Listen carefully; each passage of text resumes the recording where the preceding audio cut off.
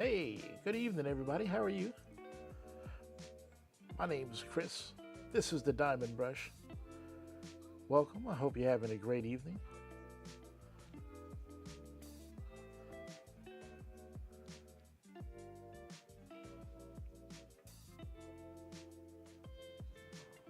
Oh, let me check here. There we go. My camera fell asleep. Ah, darn cell phones. There we go.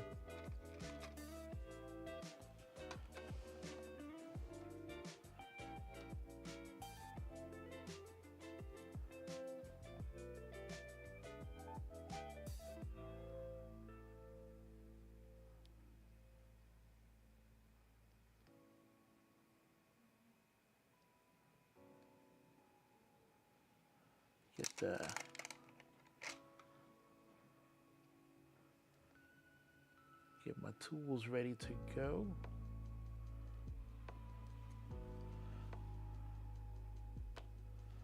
That feels pretty good.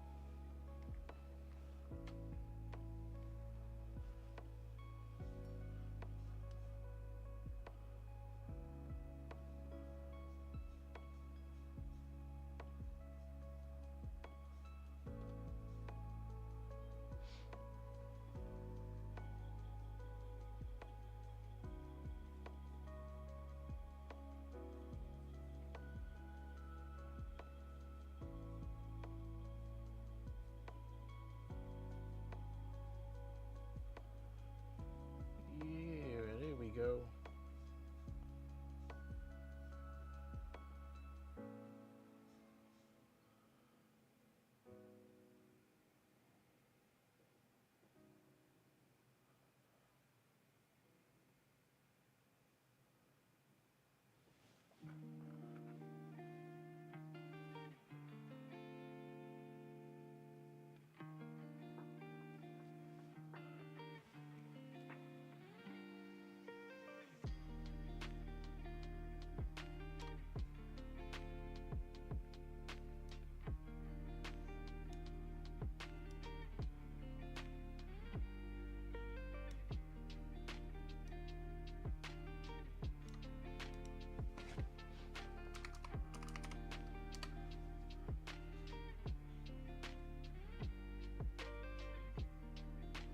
All right, looks like everything's working. You know the rules. If it looks weird, if it sounds weird, let me know. That way I can get it fixed and we can all have a good time.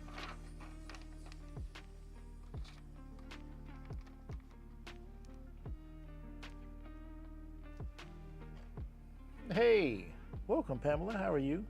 I hope you're having a good evening.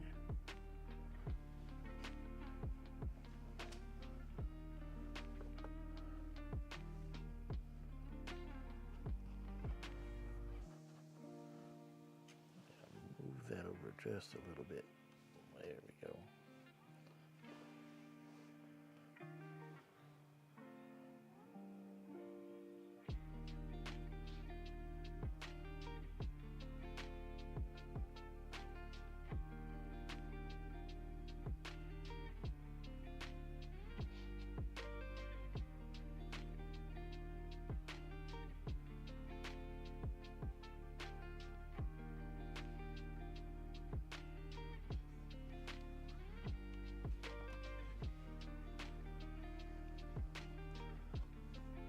So, wonderful thing happened last night while I was diamond painting. I was taking a little vacation diamond painting for myself, just kind of off camera.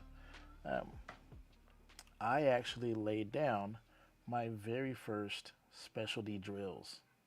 So we've got 3 fairy dust drills right here, and then there's what do we got? 1, 2, 3, 4, 5, 6. So we got nine here. So that's these W's. So there's 1, 2, 3, 4 more of those. And then we've got 1, 2, 3, 4, 5, 6, 7, 8 more specialty drills here.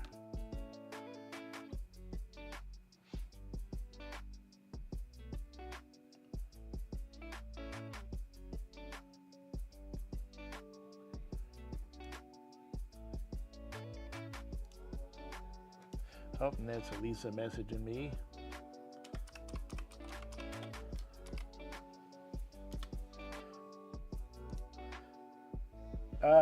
Yeah, so I finished this. Well, you can't see it. I'm holding up off camera, but yeah, I did finish another section, and then I got basically another section done.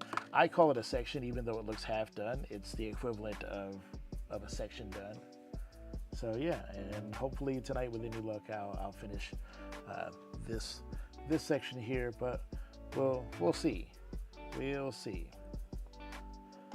I got quite a few things that I want to show you all. I got a big box of fresh new paintings. That's always exciting. I got my painting for Summer with the Masters, which is very exciting. So I need to finish my sign up for that now that I actually have my painting in my hands. So I'll be excited to participate in that. And let me make sure. Yep, we are doing L's. We are doing L's, but we're not taking L's.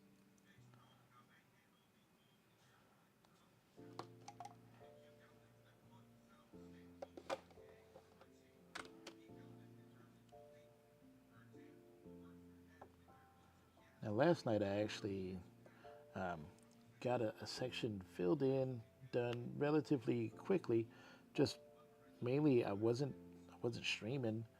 I don't even recall having my headphones on. I was just kind of basically just kind of doing my thing, cruising along.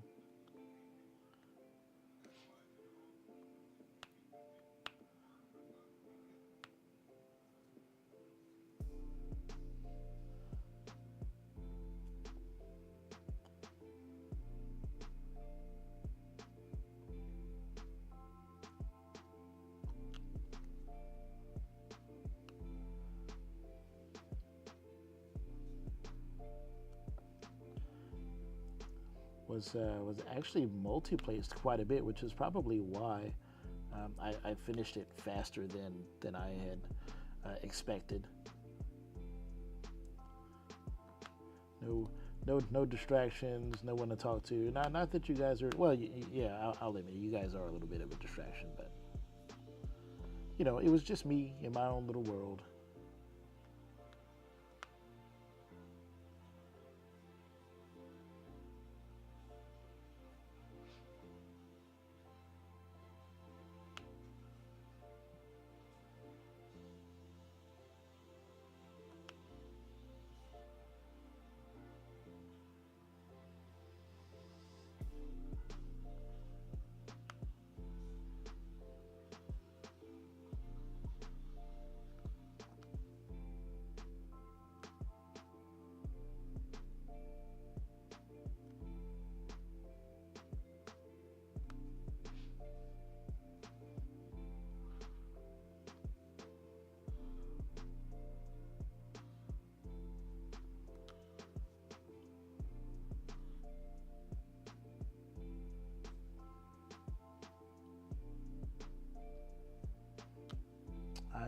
I ordered the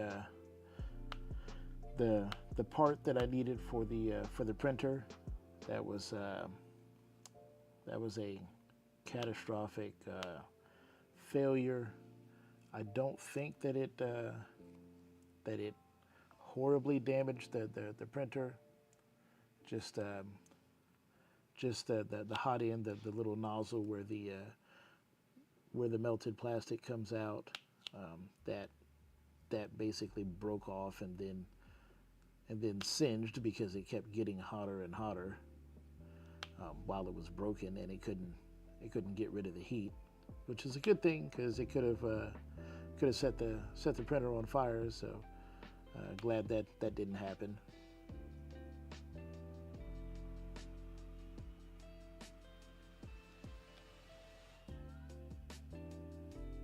But I got the part ordered, and looks like it's going to be here probably on Friday. So, and then we can get back to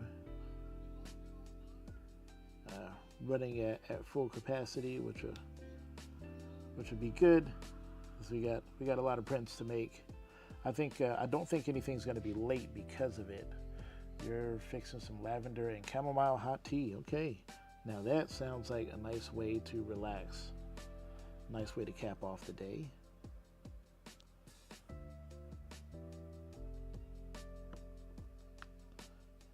And in the meantime, today was a normal work day. You know, haven't given up my day job yet.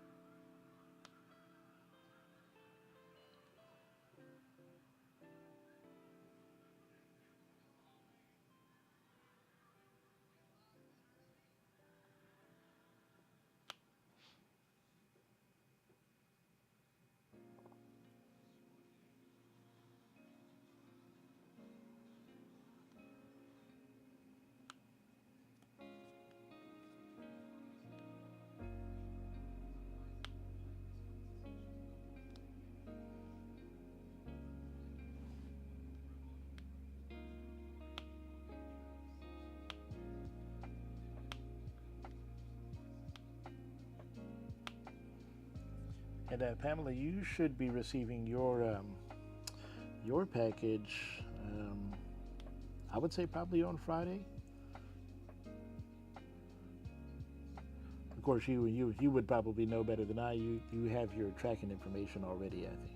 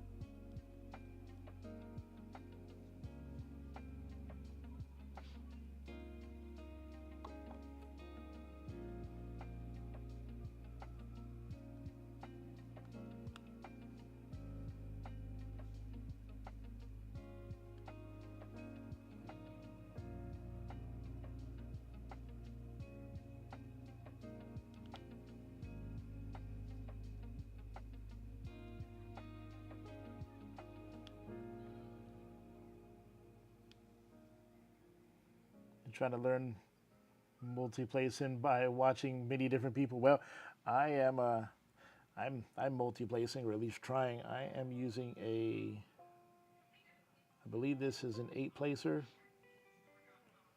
and I'm trying to get used to using it as like a single placer as well, so that I don't have to, like, flip it over in my hand like that. Oh, you didn't know? Okay. Yeah, every time I ship a package, you should get an Etsy notification with your tracking info in there, and then you should also get an email from from my from my shipping software automatically as well.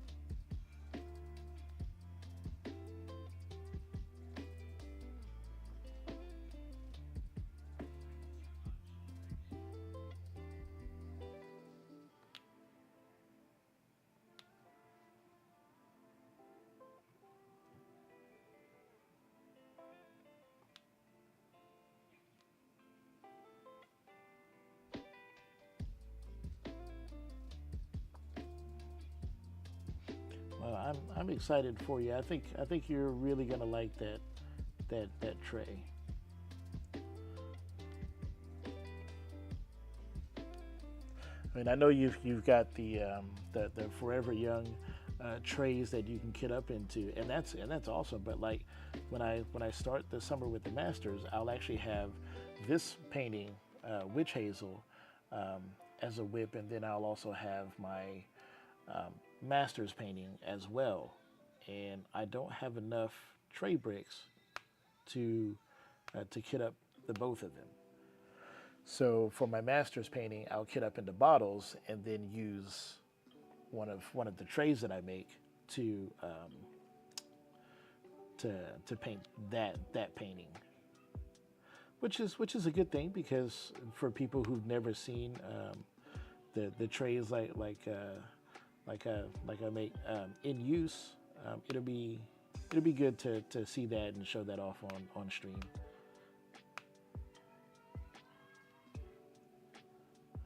So kind of a double bonus that way. And of course, same as always, if my mic gets a little bit caught up under my shirt or it's hard to hear me, just shout at me in the chat.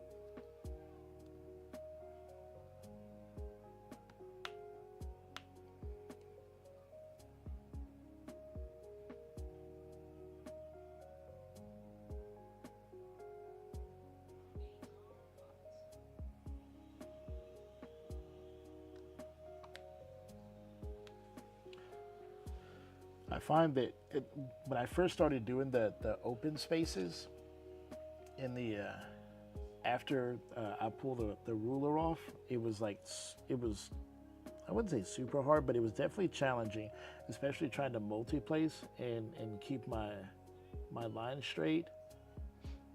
But it's it's getting a little bit easier now. Could I do this kind of accuracy without without without the rulers?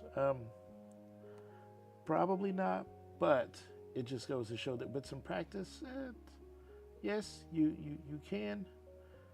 But I think it would have taken a lot longer. And it's still nice to, even though I'm getting more practiced, it's still nice to have the ruler just as as a general guide, especially if I don't want to, like, you know, paint an entire section. The ruler helps me just concentrate on a smaller section to work with.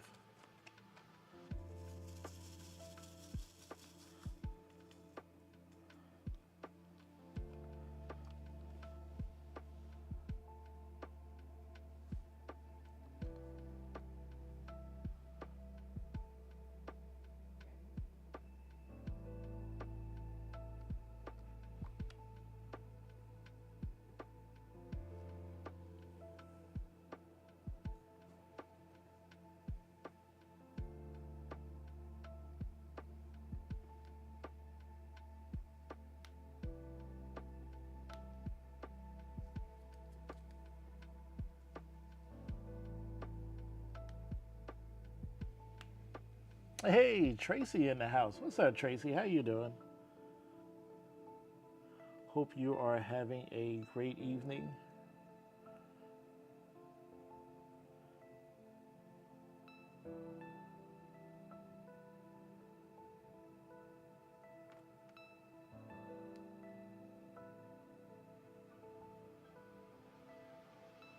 All right, I think we got all the L's. Cool. I feel good about that.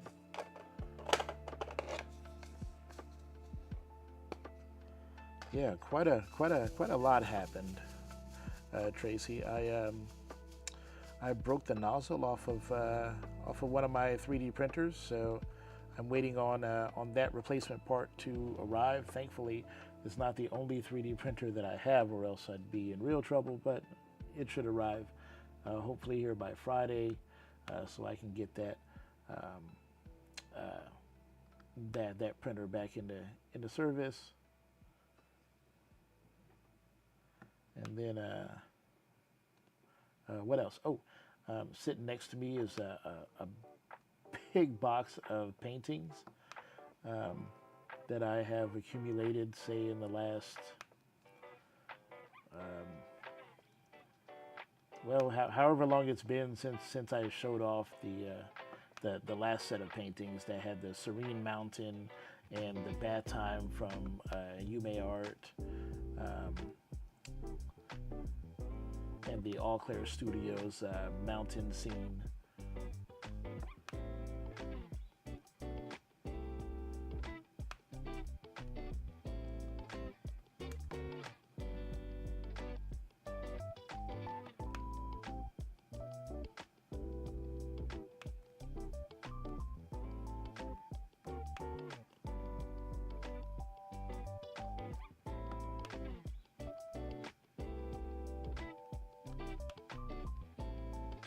You want to see? Yeah, I want to see too. I really haven't spent a whole lot of time looking at them. I do think one or two of them I already pulled the the cards out of them because I just wanted to see what cards I got in there. It's kind of like one of the world's most expensive Cracker Jack boxes, right? You pay anywhere from like $50 to $80 for a painting, and the only thing you care about is, ooh, what color card I got? Dang it, I got a bronze again. It's the world's most expensive Cracker Jack box.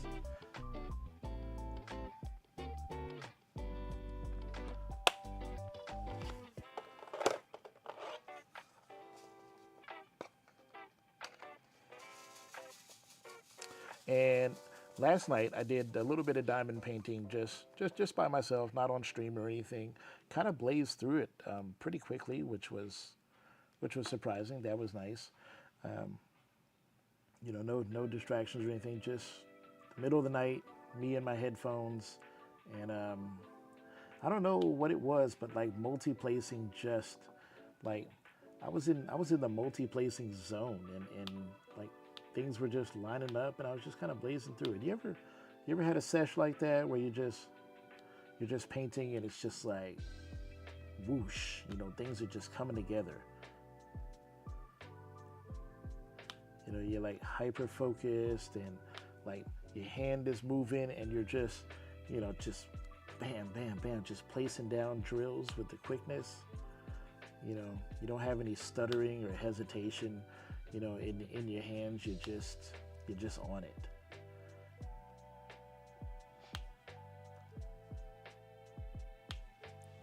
As that's how it was for me, and I was kind of surprised with myself. I was like, "Ooh, I did that! Wow!"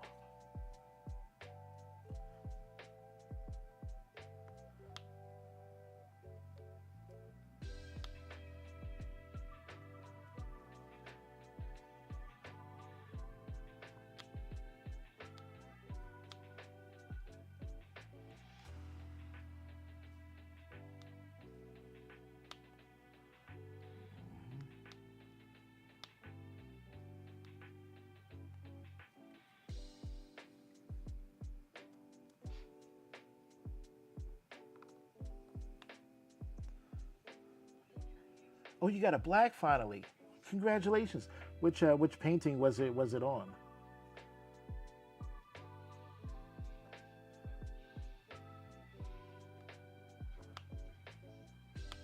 I got um, I got my I think one of the paintings that I had opened up already. It was a silver card. So I was pretty excited to see a silver card. But it's like, God, man, for as many friggin' paintings as I got, you would figure that I would have like a black. I think it's a conspiracy. You ever notice how like these YouTubers who do like the sneak peeks? You ever notice how many times they get a black card? I'm like, are you serious? Like they getting a black card like every other sneak peek, and I'm over here like I've done like 5 years worth of sneak peeks, and your boy's striking out. We got zero. Like it's like for the amount of money that I spent on paintings, I should just be able to buy a custom. Oh, your unicorn cozy Christmas. You're on your second row of summer with the Masters. Oh man. Well, I don't know if I'd be able to catch up to that, but I did get my Masters painting today.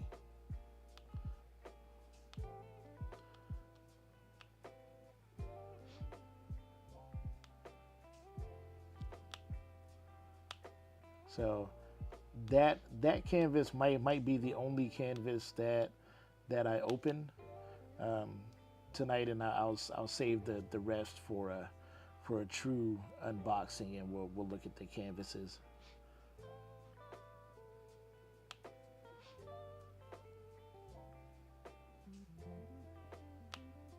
Yeah, I got a few surprises, some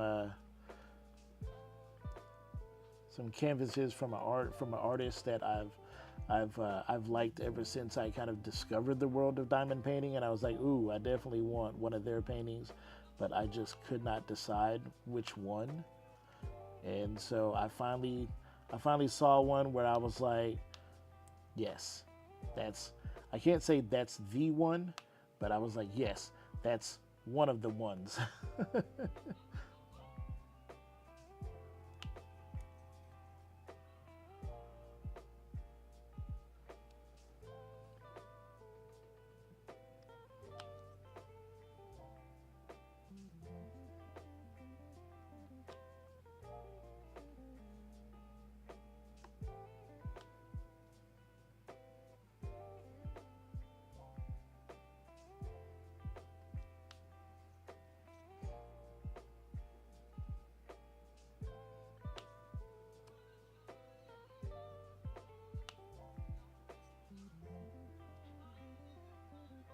So yeah, definitely, ladies. You know what time it is. Grab your canvas, grab your brush, and come hang out with me and paint if you want to.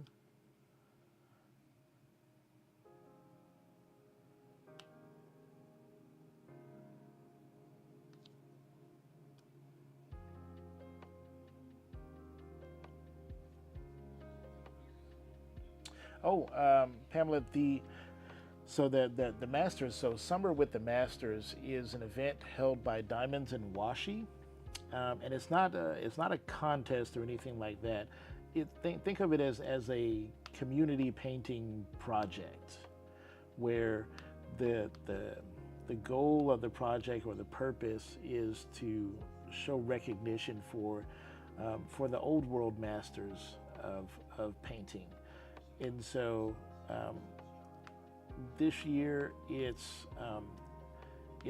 diamond painting a painting anytime before 1930, so 1929 or earlier. Um, and you have from June 1st to July 31st, so 2 full months. Um, and you can work on this painting and you can post update pictures. Um,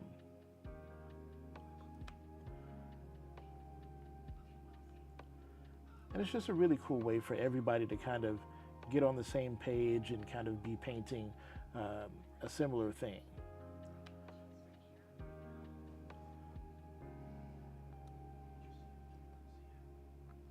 And I believe I've even got yes, I have,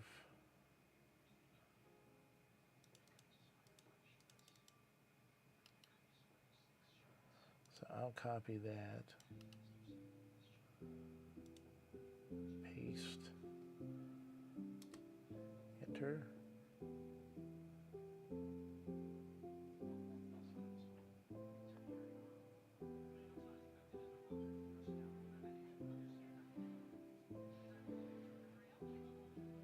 So I don't know if YouTube will let me post a Google Docs um, on there, but if you go to Diamonds and Washi's uh, webpage, you'll see it there, and I'll also send it to you on uh, Facebook as well. Yeah.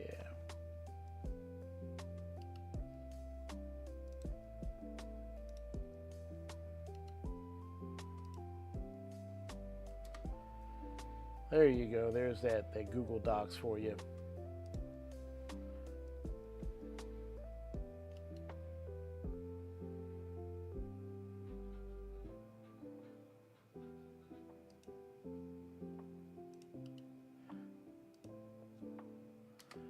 It might let me post a YouTube link, maybe. Yeah, there we go.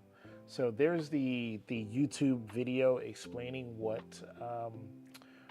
it is, and then in the description of that video, you can find some links there. There's a list of places where you can buy um, masters paintings from. And when I refer to masters paintings, I'm not talking about the difficulty level. It just they're they're the old masters of the art world.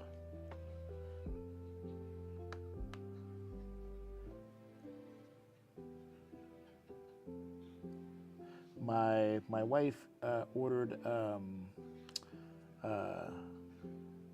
Van Gogh's irises from Diamond Dots. So that I believe is a round drill painting, but that's what she chose because she's going to participate in the Masters.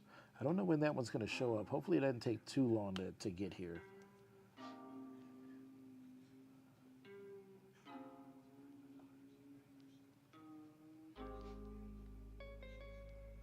And then, like I said, I got mine today.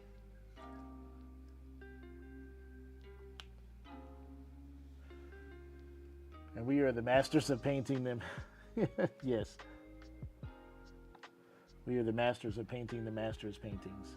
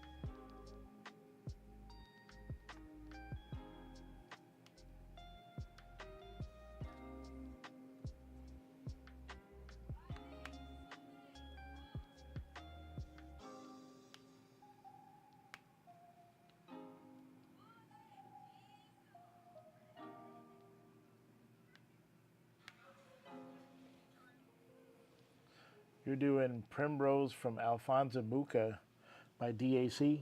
Nice.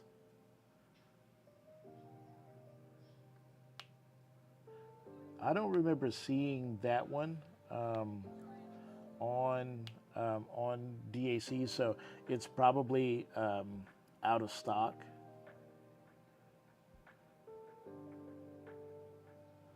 So when I was looking for masters, that not everything that I was looking for was available. There was um, quite a few that were out of stock, and I really kind of wanted to stay with DAC. There were some other websites that I looked at that had some beautiful paintings, but they were really expensive, which is understandable from a lot of these small shops. It's not like they can buy, 2,000 of these paintings in order to get the price down. So you are going to pay a premium for ordering from from a smaller shop, and it seemed like I could possibly be waiting a little longer, like up to a month or so to get um, a painting like that, because they are ordered from China or wherever, so it might take a while to get them. So I was like, okay, well, next year I'll be better prepared to I'll be better prepared and have my master's painting in advance.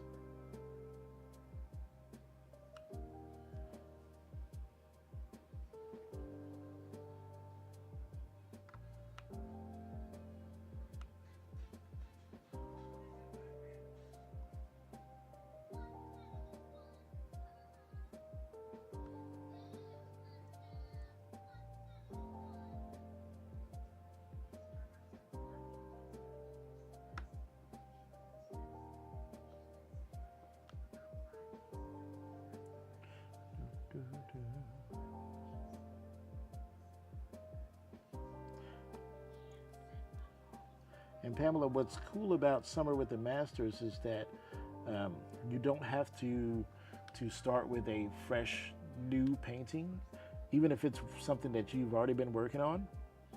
Bust it out. The whole point is basically just to diamond paint a master's painting, um, and you don't even have to finish it on time. There's people who have paintings from last year. I think Elisa Marie is one of those people who was just like, hey, I'll just pull out my painting that I was working on last year and I'll keep working on it.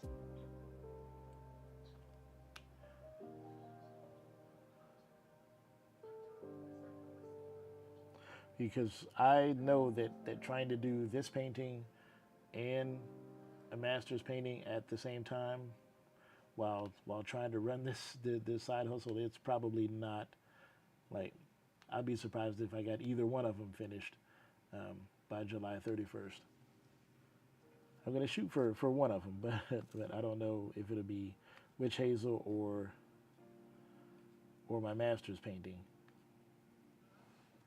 But either way, I'm gonna have fun, possibly meet some new friends with a common goal and objective. And why is this one? Oh, okay. We got some trash on the field. What is that?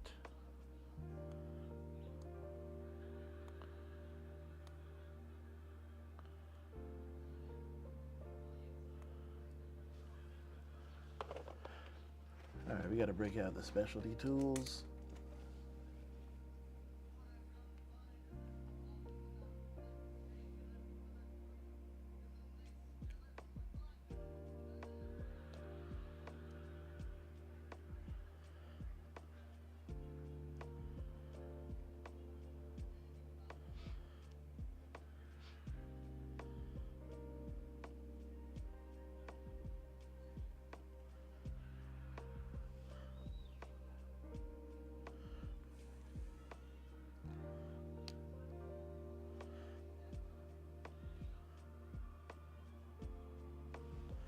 Just clean that mess out of there.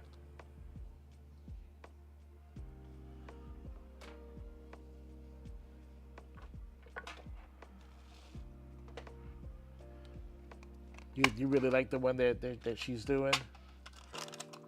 Isn't that one a Muka as well?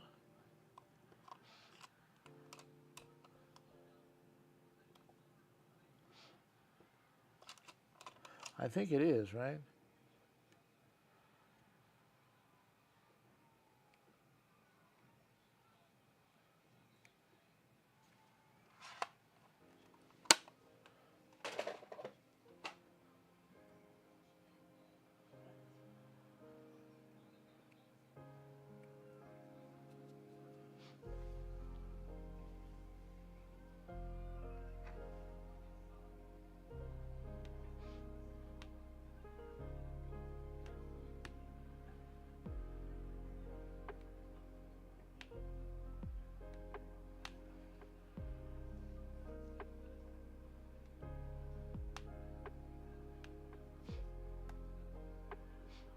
And this one is, it's a trash drill.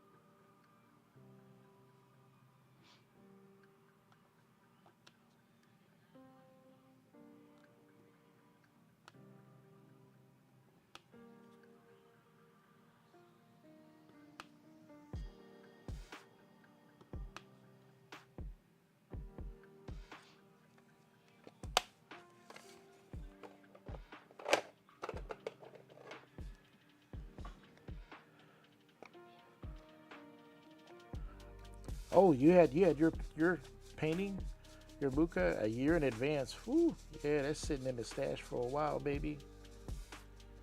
Had you already been working on it, or did you just break it out fresh for this year?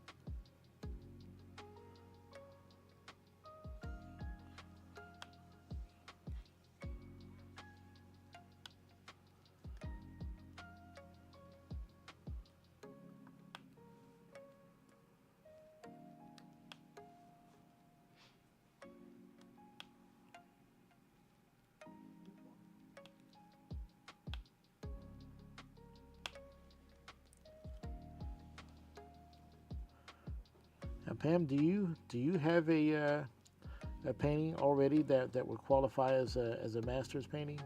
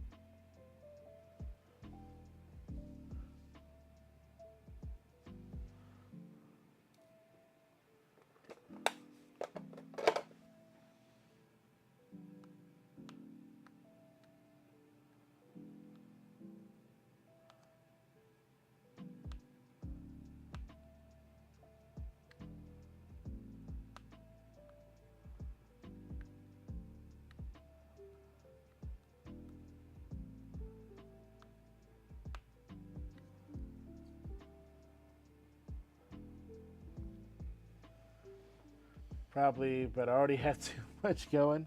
Hey, that's all right. There's always next year, right? There's always next summer.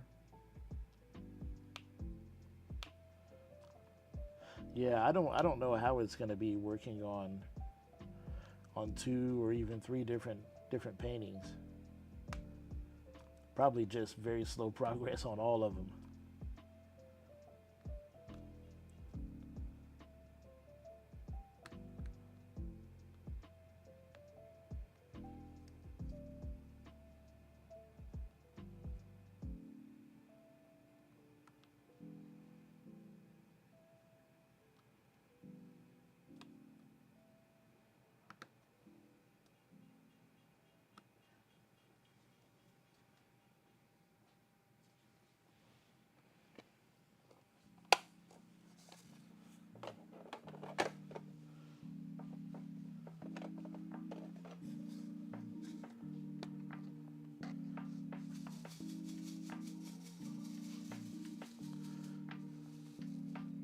But I'm trying to um, get some of these major colors knocked out, and then I can show y'all what's in the box, like Brad Pitt and Morgan Freeman in Seven. Except for I'm pretty sure there's not. Well, if you've never seen Seven, I'm not gonna ruin the movie. But um, what's in this box over here, you want that in the box. What's in the box in the movie Seven? Nobody wants that. No, nobody wants that. And Brad Pitt certainly did not want what was in the box at the end of the movie Seven.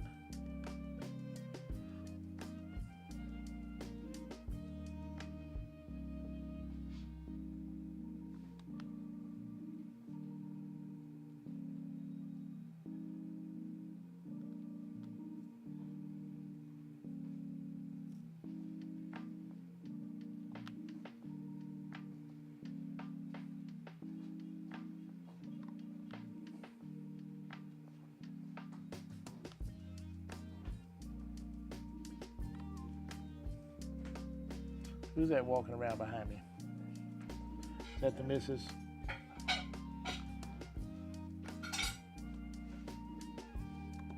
She's being nice enough to clean up after her adult child.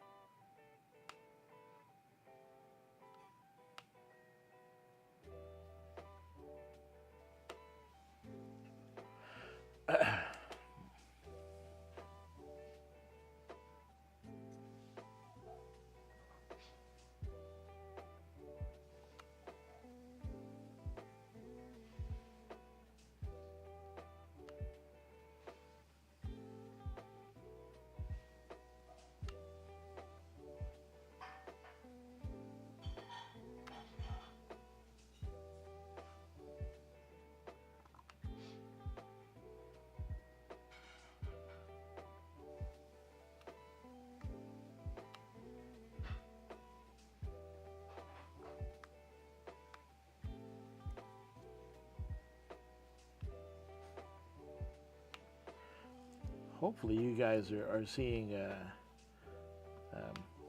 slight increase in speed as my confidence grows with working with the canvas and in these drills. That's, at least that's what I'm attempting to do.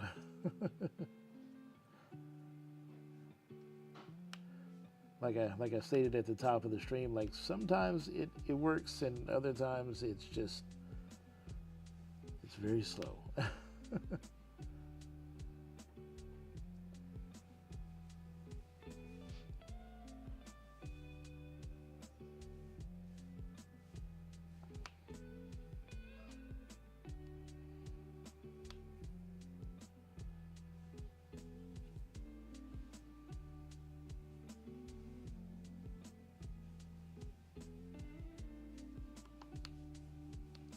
Like one of my favorite streamers to watch, or favorite YouTube creators to watch is Painting Sparkles with the ASMR videos.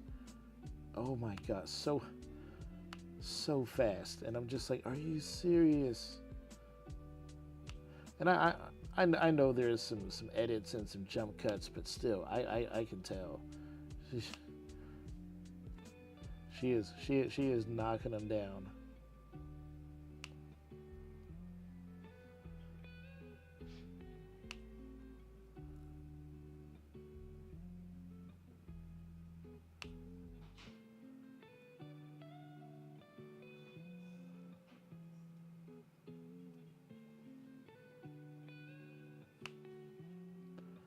And I usually watch all of her videos, but the latest one, I don't know if I'm gonna watch it, just cause like that's like the title of it was like first YouTube video after having baby, and then it says something about conceiving with something PCOS or something like that. I don't know, but it sounded like some kind of lady thing, and I'm just like, do I really want to hear this? Although I do like to learn about just about everything, so I find almost anything somewhat interesting. There's always something interesting to learn from just about anybody. So I'm also kind of like, well, if I don't know what it is, maybe I can watch the video, see some cool diamond painting, and learn something. So I'm just like, obviously I can imagine that whatever that issue is, if she's talking about trying to have a baby while having whatever issue that is, it must cause some huge difficulties.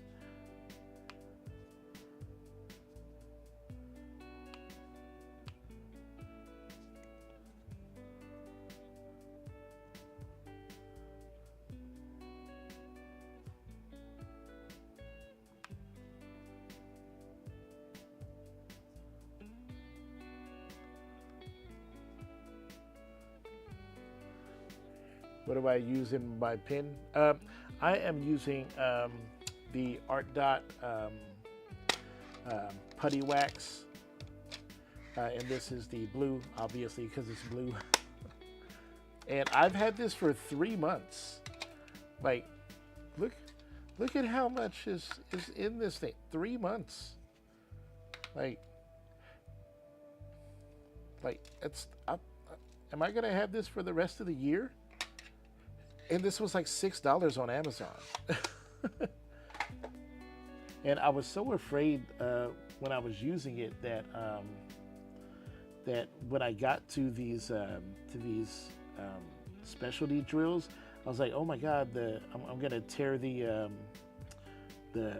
coating off of the ABs, right? Because I'd heard of that before. I'm like, oh, people don't, that's why these electric these vacuum pens are a thing, because the waxes and the putties or whatever are too strong, and it tears the shiny part off of the ABs or whatnot. So I was like, all right, I'm gonna go really lightly and make sure that I don't mess up these drills.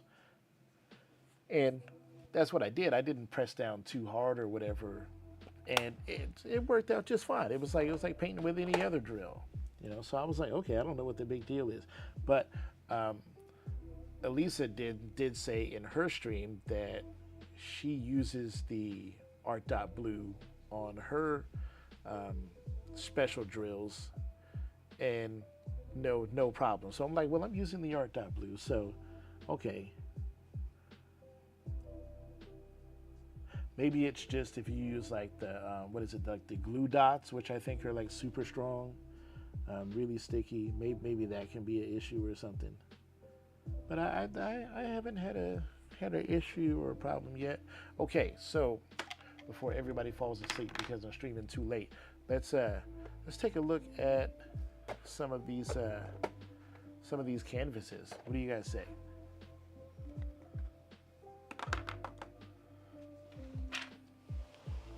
I'm just gonna push that up there. I'll just kind of get a few things out of the way.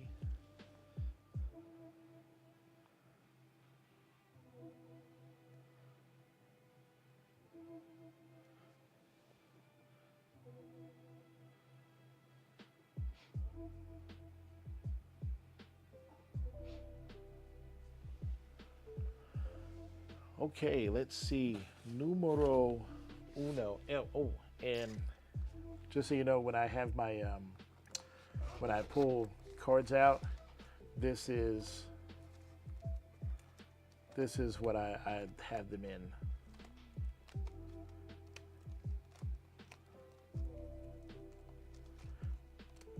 I like having these cards because this way I don't have to go back to the like I don't have to go over here and look at the shelf and figure out like, okay, what do I have, and um, what am I gonna paint next?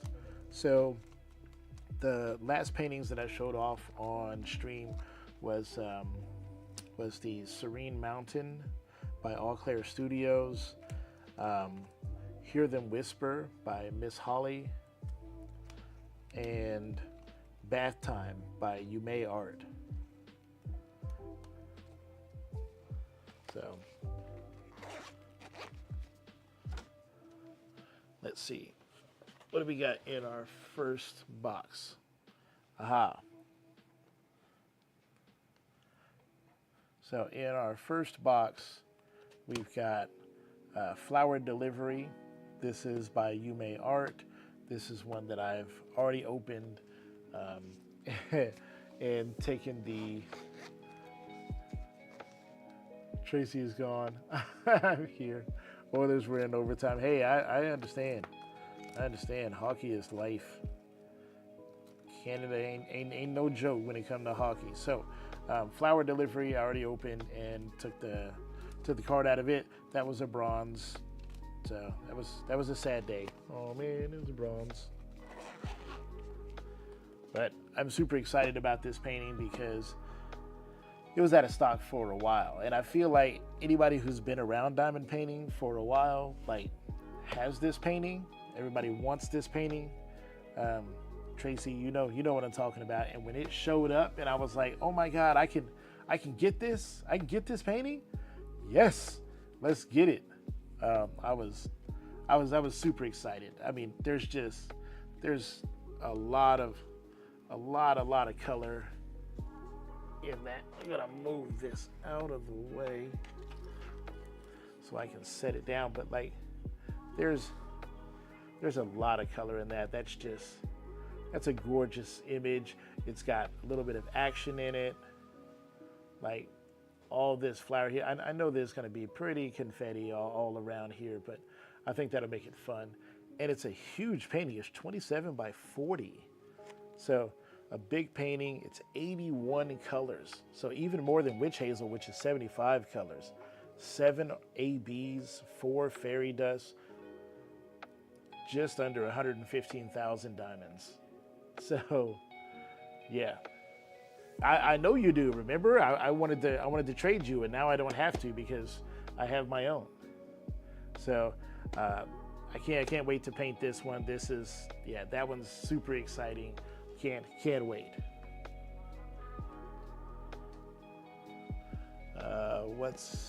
What's next? This is a new release that came out a couple of weeks ago, or the week before last. So this one is Fairy of Dreams by Ivy Dollamore.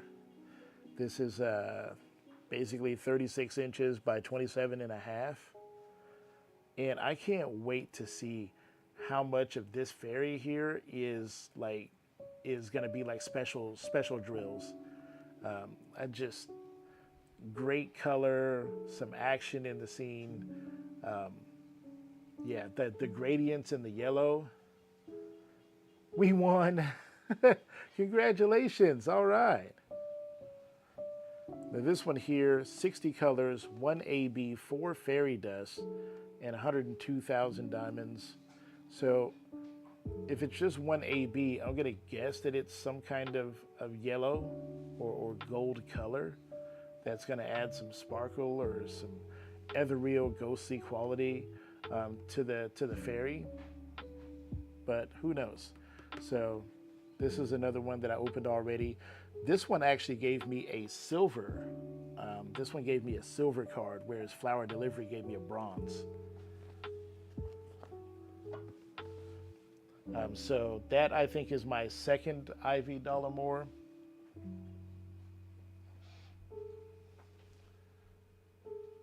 Did I just lose a random light behind me? Did you turn off a light or something? Weird. Oh, did you turn off the ceiling light up here? Is that what it was?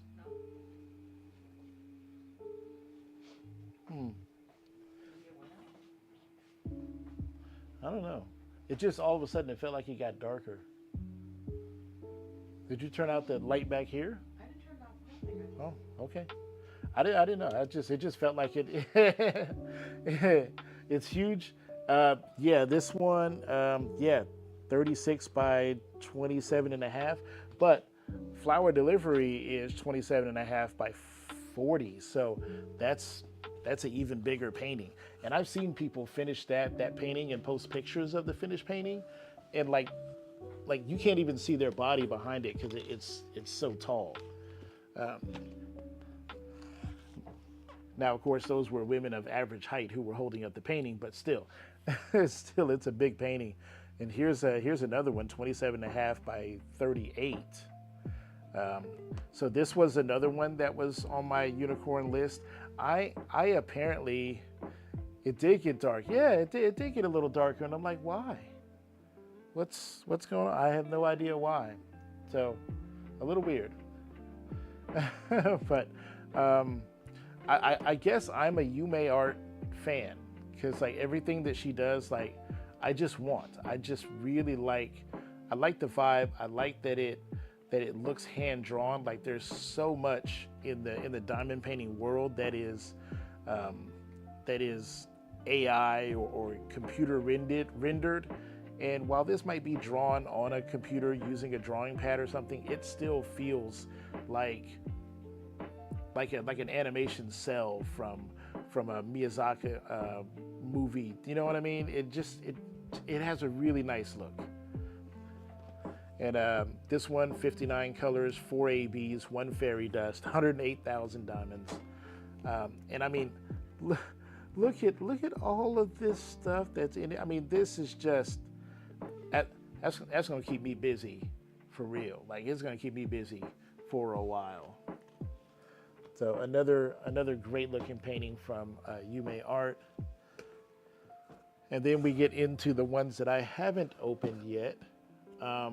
So this one is one of my newest acquisitions. This one might look familiar to anybody who was looking through the 7th anniversary paintings. This is Garwin by Sarah Richter. And yeah, it's a dragon. It's not much going on, but and the size is not even huge for me. Like I like them as big as I can get them. I don't care if it takes me 6 months to finish it. But the thing that really made me want to take this one home, and I'll try to get it on screen. I can't. But this is 80 colors, including 3 ABs and 3 fairy dust. And you go 80 colors? How is it 80 colors? It's all green, which is what my wife said. It's all green. But I'm like, when you get up close to this image and you really look at it, like the subtle gradients of color in there, and the switching back and forth between the different greens, like, yeah, it might be, 80 different shades of friggin' green, but they all go together to make these smooth transitions between gradients. If you've ever worked on something or seen some artwork that had hard transitions from one color to the next, and you're like, there should be some steps in between, this I feel like solves that. And it should look really, really good, with lots of shading, lots of opportunity for detail in the dragon itself. And I think this will be a lot of fun to paint. So if you don't like green, I mean, this ain't the painting for you. Go jump in the lake. Why you hating? But I love green, so I'm really looking forward to this painting. So yeah, this one's gonna keep me busy. 99,000 drills on this one. Tracy, have you done all of the paintings, Tracy? What the heck? How'd you do Garwin? I thought Garwin was a new release. Did you just get it and you finished it already? You ain't got nothing else to do? What have I got here? So another Yume art. Did you think I was done with her? No. So this one is Sakura Festival by Yume Art, 37.5 by 25.5. Just another beautiful painting with lots of pinks and reds in here. Just really, really pretty. And I like the fisheye lens perspective on this image, where everything kind of curves around so that you can get this ultra wide view. I think that looks really, really nice. And I kind of want to zoom in a bit on it just so I can show you what I mean by this kind of curved ultra wide perspective. So like, you see that, how everything kind of curves in.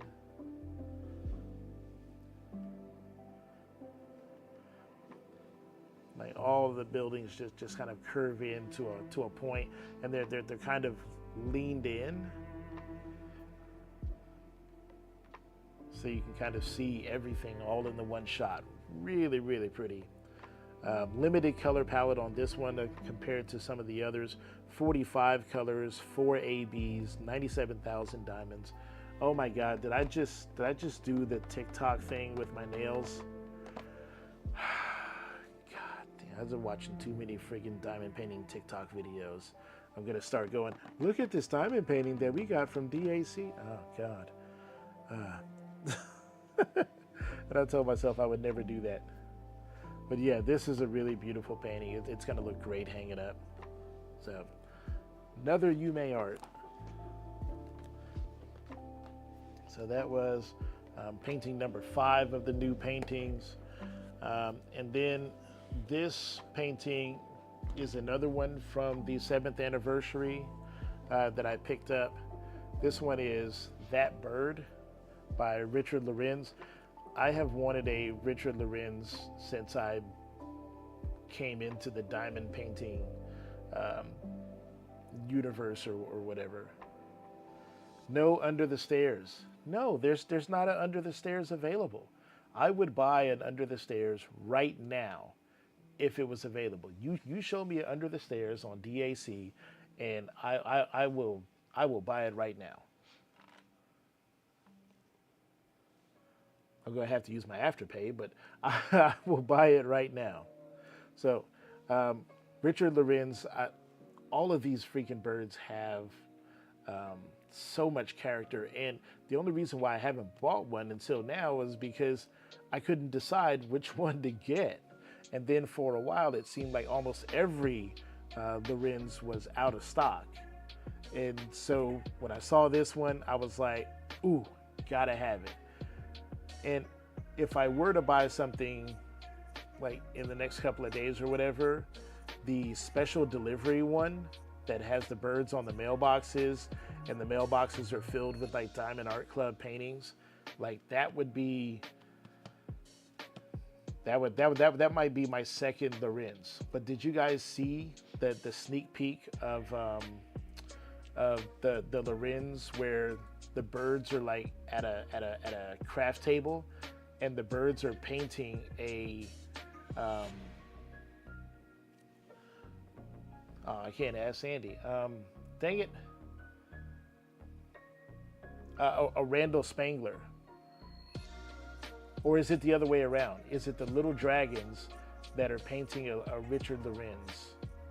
Either way, it's like the combination of like a three-way of like Diamond Art Club, a Richard Lorenz, and a Randall Spangler all in the same picture. Like, that's amazing.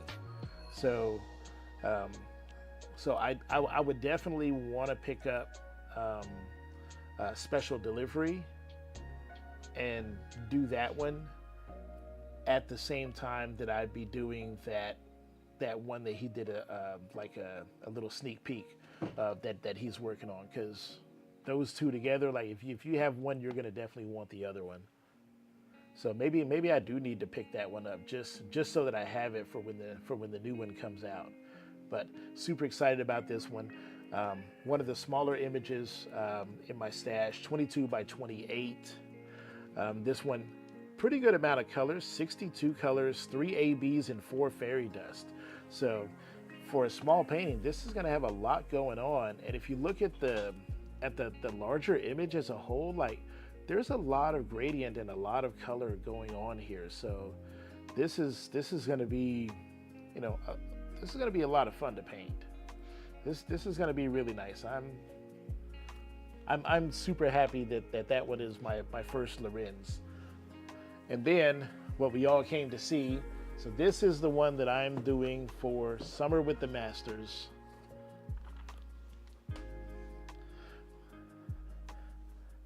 I'm gonna slowly bring it in. All right, any guesses yet? Any guesses? Summer with the Masters.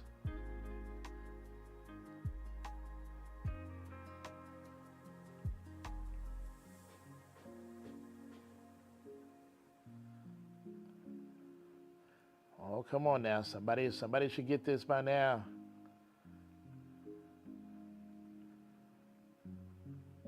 Oh, if you ain't got it by now, you might not ever get it.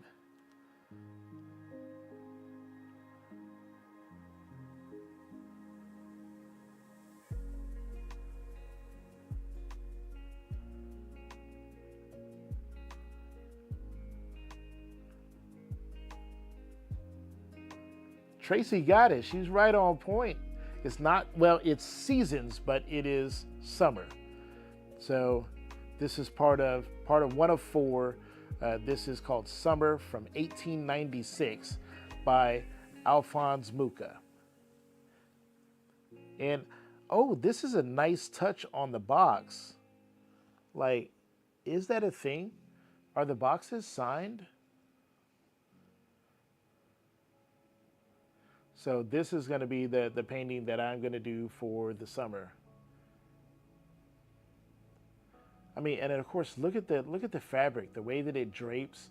Like, look at her shoulder area, like right in here, and the shading, the skin tone. And this is not a huge image, but just the way that the fabric is draped over her, like. This is fantastically beautiful. Oh, his signature is on the painting as well? Oh, wow. But like the wrinkles and the draping of the dress, absolutely gorgeous. And of course the Diamond Art Club team that renders these, when you go, oh, why is this so, why is it so expensive? There's a reason why.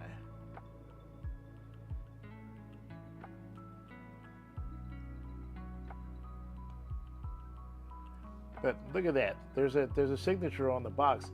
Is that after the fact, or is that actually part of the box art? So this one is 20 by 38. So a relatively skinny but long vertical painting by Alphonse Mucha in 1896. This one is 52 colors and 3 ABs and what is it, 79,000 diamonds. Yeah, the way he does the dresses and fabric. Yeah, this is somebody who has obviously, I mean, look at that. Look at that. And the fabric even looks like it has a bit of sheen, and the way that the light hits it. This, yeah. This one I'm hoping I can gobble up pretty fast. So more than likely the next the next live stream you see me do will be hitting this one up. But yeah, really, really pretty. Yeah, it's a beautiful painting. So the seasons, 1 out of 4. This is summer 1896 by Alphonse Mucha. But those are all of the new paintings. And let me go check on the printer because it just made the something's wrong with me beep. I'll be right back, guys.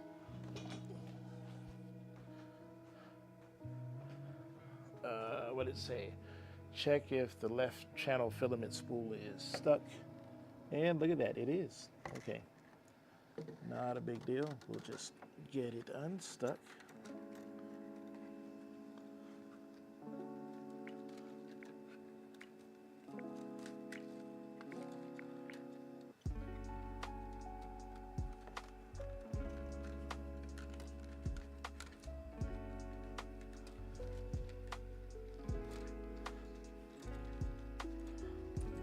Really need a whole lot more of this filament.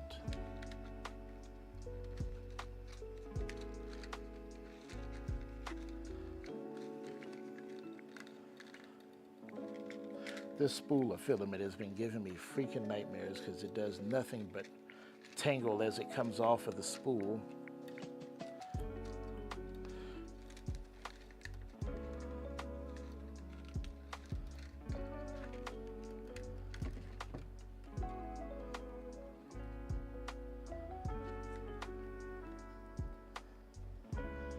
There we go, but that should be enough filament to get done what needs to get done.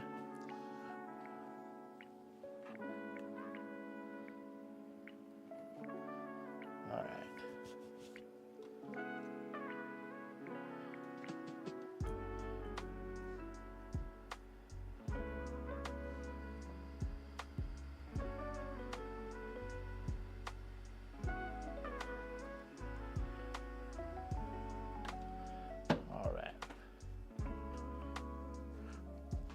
Uh-oh, we still get the red notice. Please feed filament into extruder.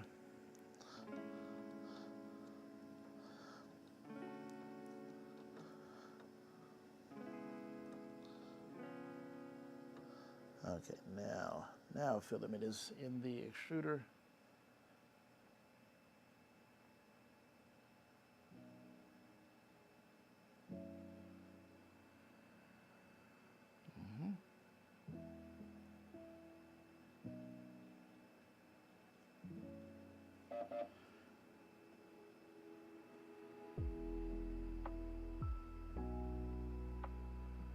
See, even in the middle of the night.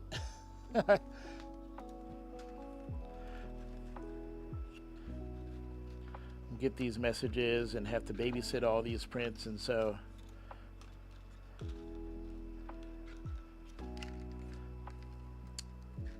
oh good, looks like we're finally untangled.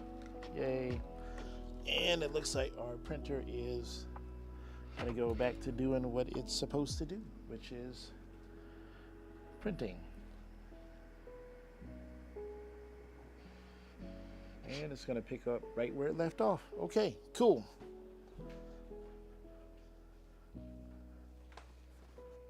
Maximum effort in every print that I do.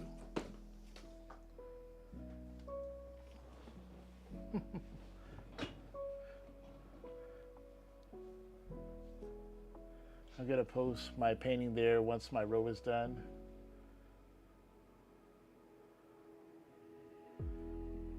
You should, oh, you're going to get this one. Well, yeah, especially if you, you're doing a Muka as well, but it's not one of the seasons, is it?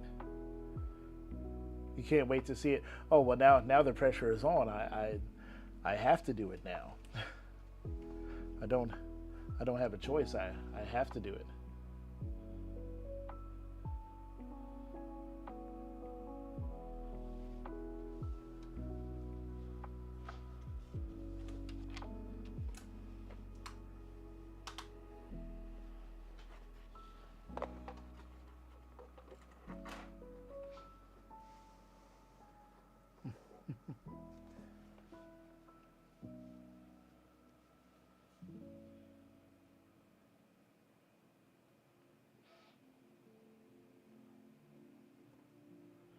You sent a request on where?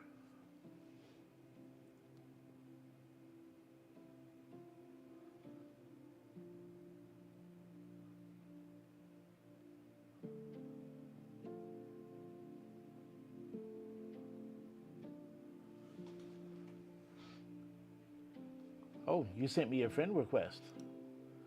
Well, look at that. Hey, awesome. Yeah, I will gladly accept that.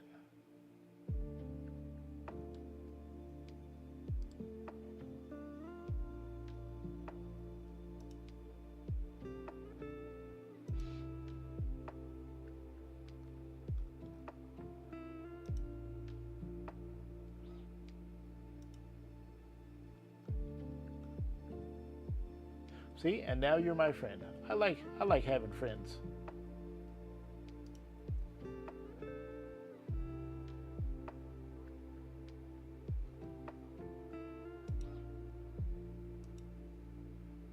Having friends is cool.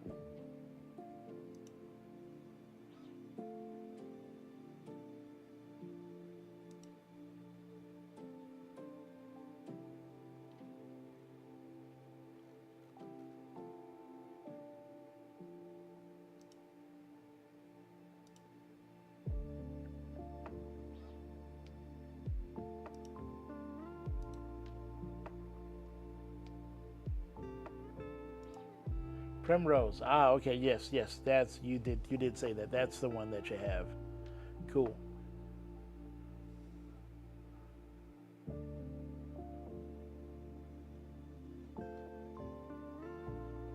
I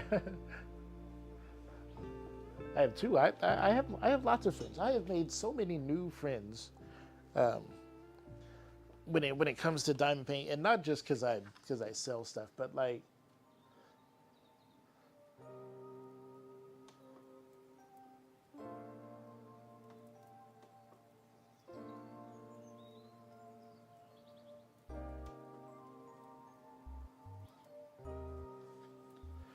here we go. I think what it was is one of my LED light panels just decided to go to like night mode.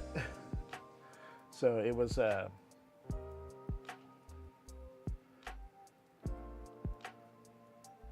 it dimmed itself and then turned itself a little bit yellow, which is not that wasn't in the plan. That's not what I wanted it to do.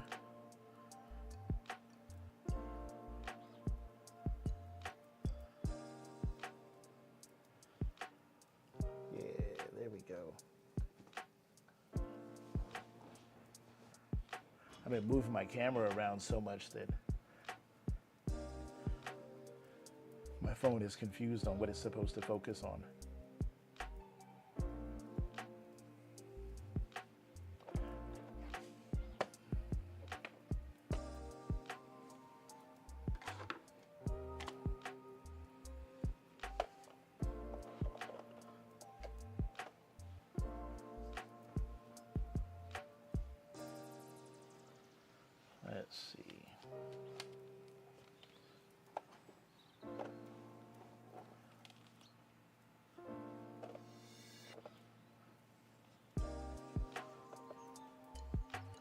Yay.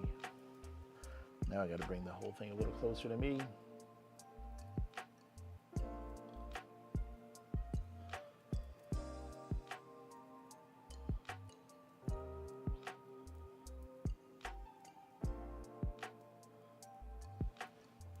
Yeah. Now I can see what's going on. Now I can paint. All right, what do we got to do next? We got some dollar signs over here. We got chevrons here. Let's do dollar signs.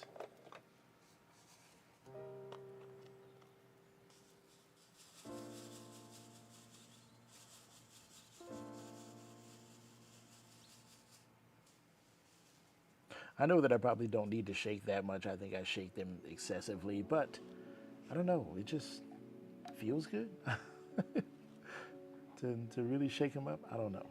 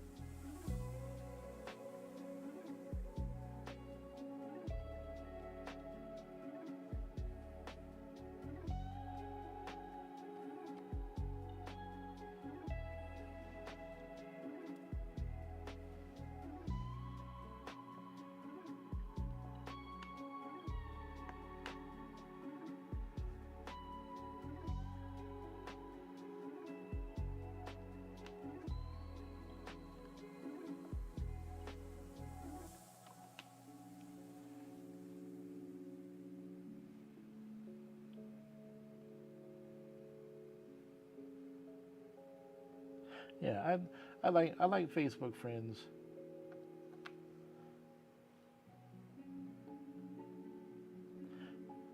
I've been a part of several different like groups and communities and stuff, and the the diamond painting community. I thought that I might not find the place that I was looking for. Um, but for the most part, it just feels like a bunch of like rabid fans, especially the Diamond Art Club groups. They're just a bunch of like they're almost like rock band groupies.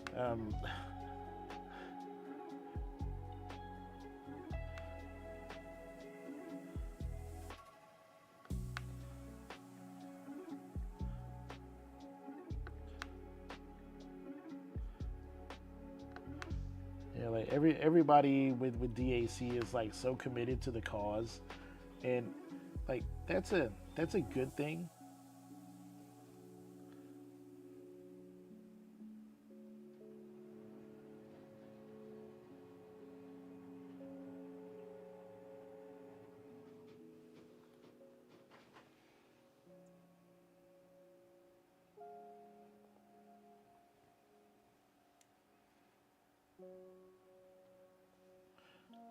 Let's see here.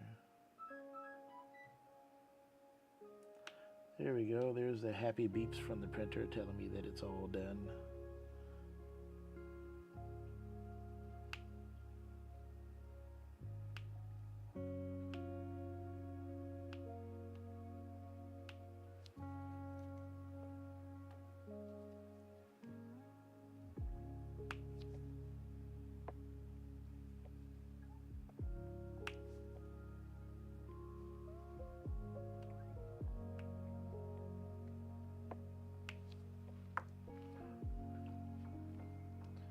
Okay, posted her there. Nice.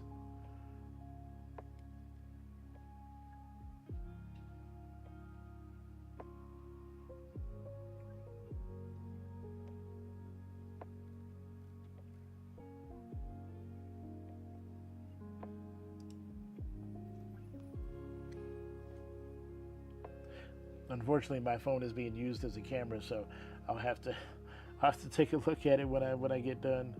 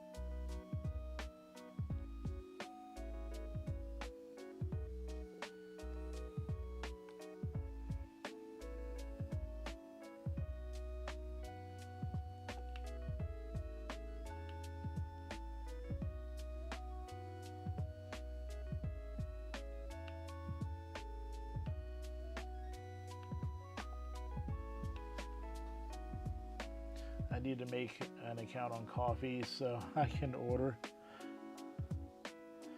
Yes, probably a good idea. Plus, you want to make an account on Coffee just so you can follow, so you know when the new stuff shows up, um, any pictures that I post or videos. Um, I usually, whenever Elisa is going to do like a live or something like that, especially if it pertains to anything that I may be doing, you'll usually know about it there first. Um, the more and more organized that I get with the things that I'm trying to do, the more time that I'm able to make and kind of squeeze in everything. It takes a good amount of practice to be able to do that well and stay organized and kind of divide up your time between, making content and filling orders and doing all of that stuff. And so I want to make, between Coffee and my Discord is kind of where I want my community to live. Like, if you don't want to be like an active participant in my community, you just kind of want to know what's up, then the Coffee page is where you want to be. But if you want to be, active in the community, play some games, do some contests, giveaway kind of stuff, then my Discord community is where you want to be. Some people just want the updates when you're coming out with new stuff.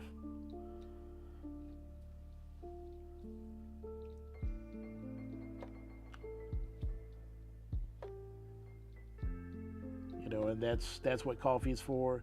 So you can go there, you can find out when the new stuff is coming or what's already out, and you can shop there, you can buy stuff, whatnot.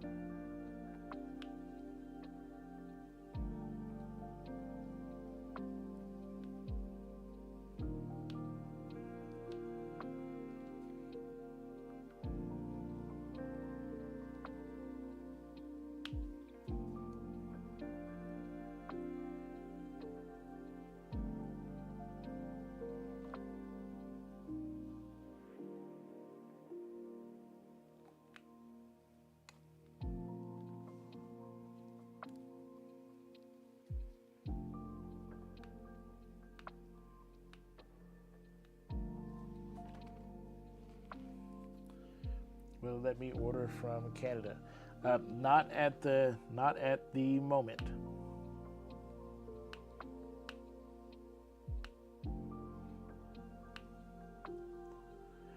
Tracy, all I need you to do is make that Coffee account and then send me a message, either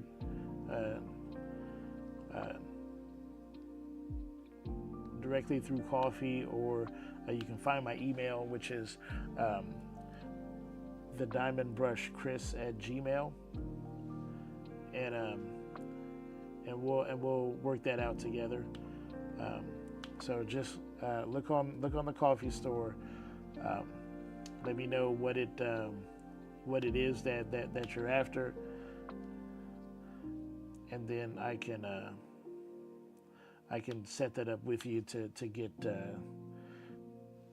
your so that you can pay for your shipping and make sure that I put in the address correctly, all that good stuff. So let's start there with that, because I am sure as soon as, like, more than just, if I just, because the only way I can do it, I can't open up shipping just for one person or one event or something like that.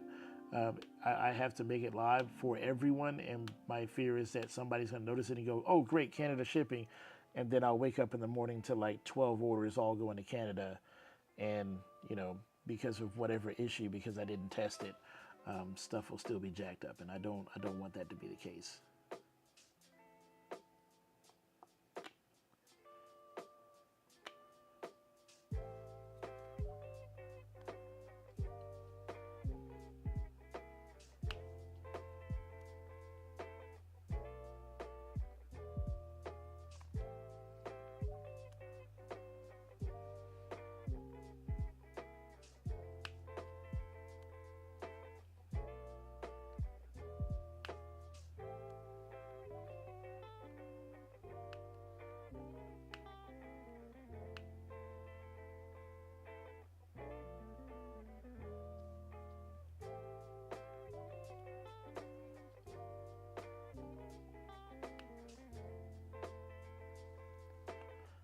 These dollar sounds are spread out everywhere. Are you serious?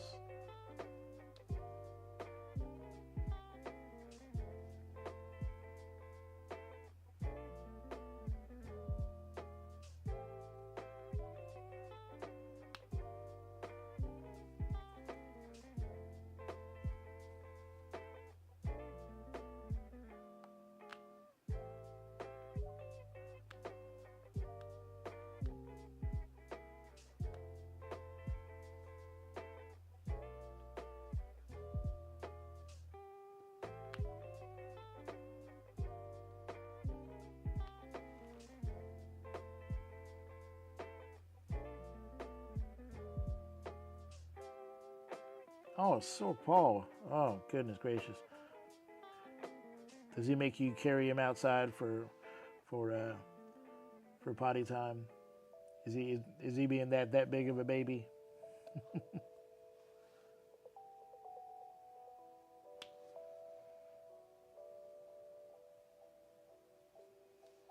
My old boy Axel was a baby like that.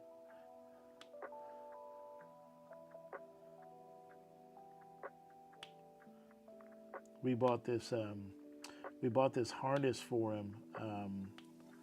It was like a full body harness, but I could basically put it on him, and then I could pick him up like a duffel bag with a handle, that was on his spine basically, and just pick him up like I was picking up a suitcase off the floor, and I just carry him to the bottom of of the the steps out the back door, and he really couldn't stand, and so I just kind of hold him up, and he was heavy, and but like 80 pounds, and I just hold him up so that his feet were barely touching the ground, and then he just kind of look up at me like, okay, it's time, and then he would do his business, and then he'd look up at me again like, okay, I'm all done, and then I'd carry him back up the steps like a piece of luggage and back into the house.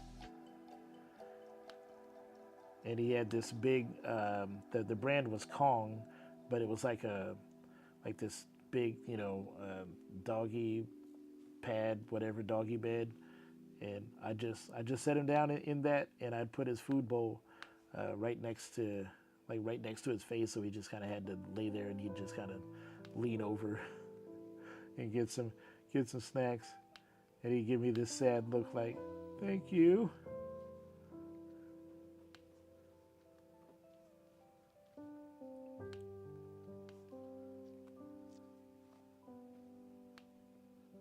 He always he always looks so apologetic, like he was bothering me every time he needed something. And I'm just like, nah, boy, you're not bothering me. What do you need?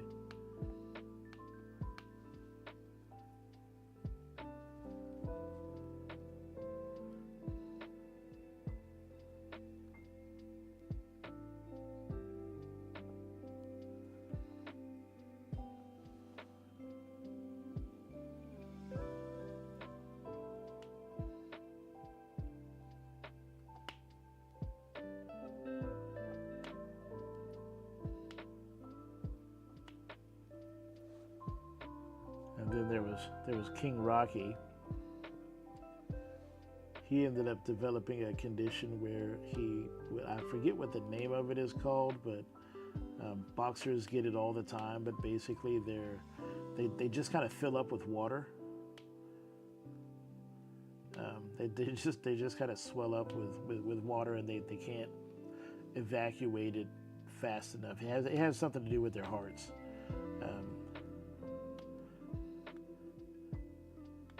And he was such a troublemaker. Oh my goodness, he was such a troublemaker.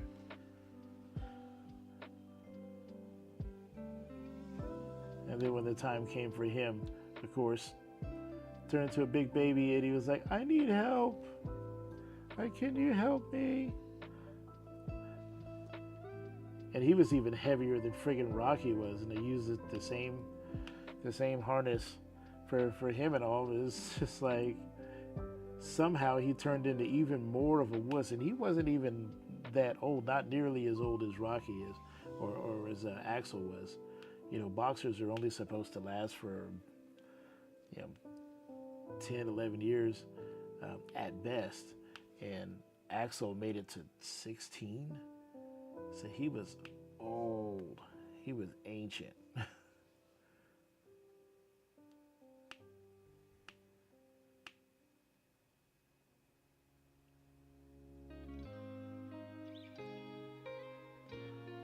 I think King Rocky was only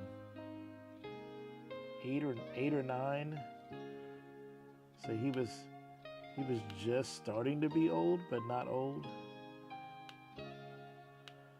So it certainly felt a bit too early for him. But I tell you what, he friggin' packed 10 lives into one. I tell you what, he caused all the trouble that he could, and then he didn't let you forget it.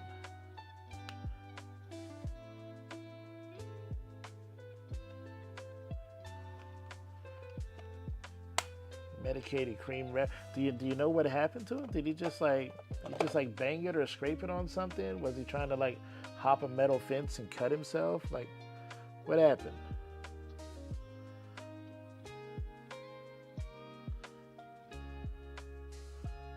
Your Frenchie has that harness?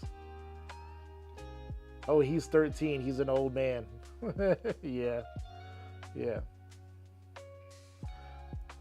See, and I think that should I get another boxer, I'll seriously consider a senior boxer, just because nobody wants the old dogs. Like, nobody. They're like, old dog. We gotta take him to the vet all the time, and he can't play with us. And skin tags. Okay. Yeah.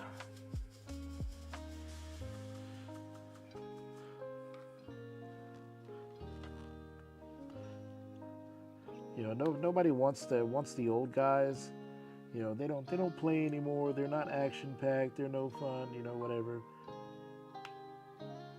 And I'm just like, you just don't know how to have old man kind of fun. Like, when they get old, like, shoot, those are when a 90-pound dog tries to become a lap dog. Like, they just lay on the couch. Like, they're giant house cats when boxers get old.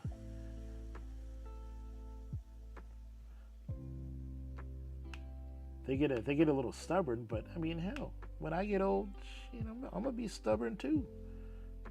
Try to drag me outside when it's cold outside or when it's raining. I'm not gonna want to go out there. You better think again, son.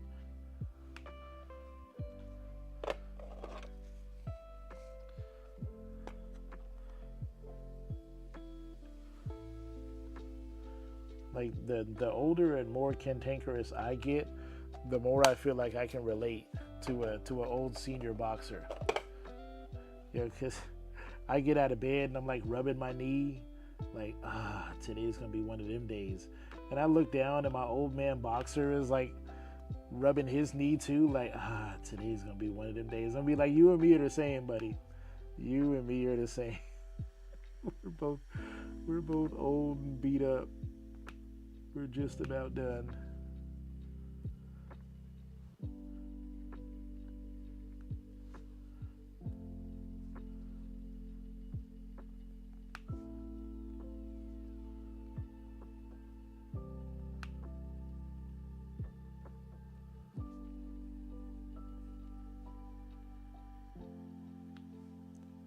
Somebody once told me that boxers were just like the battery pack on a DeWalt drill. It's just lithium ion. It doesn't like slowly drain over time. It just goes and goes and goes 100% until the battery expires, and then it just shuts off. It doesn't slowly drain out. It just goes 100% full tilt until there's nothing left, and then the battery's out. And it's like once I experienced that, I was like, yep, that's about right.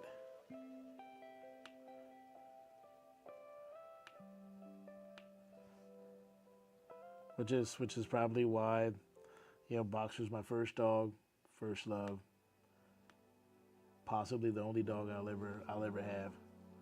Just for that reason is because you get from the time that they set foot upon the earth, they just 100% it. They're just like, what do you mean go slow? Nah, we got zoomies and wiggle butts. Like let's go all the time.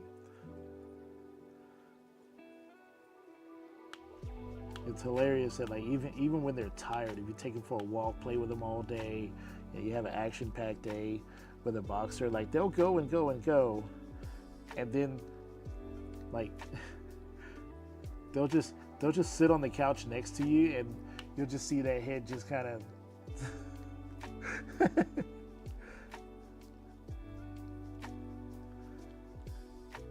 yes, it's like a toddler. It's like giving a toddler a pixie stick and then watching them crash out. We lost two Frenchies at early ages. Aww. Charlie's crazy.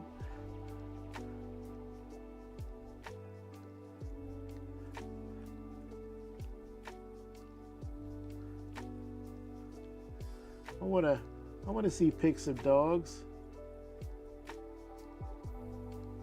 Cats too. I like cats. Fat cats, skinny cats. Cats that take life too seriously. You can post it in my Facebook. I've got my Facebook open right here. You can send me a message on Facebook.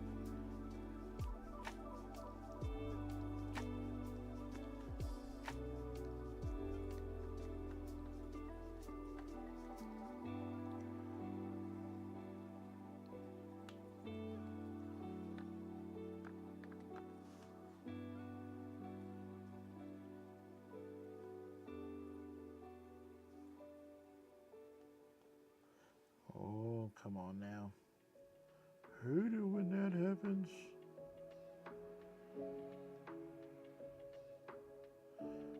Oh, you piece of...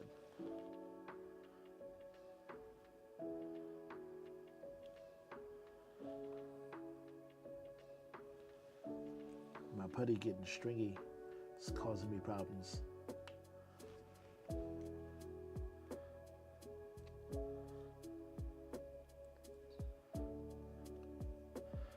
See, usually I just keep my Discord open on the screen, and that way people just send me stuff in the Discord, so I can see it in the Discord. But I don't have anybody in my Discord yet, so for people who are not gamers, Discord is kind of a foreign thing. It's like, what the heck is Discord? But for everybody who is a gamer, if you tell somebody, yeah, just go to my Discord, they're going to know exactly what to do.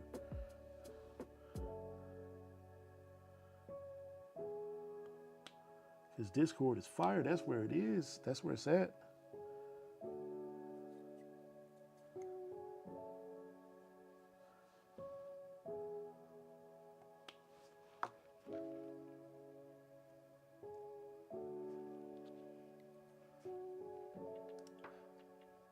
Jackson. Jackson, please tell me that he has a friend like Frank Dukes.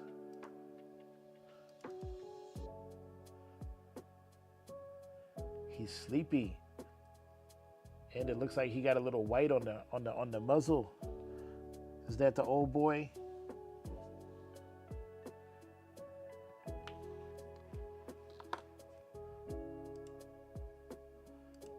Oh, there's Charlie. Look at that.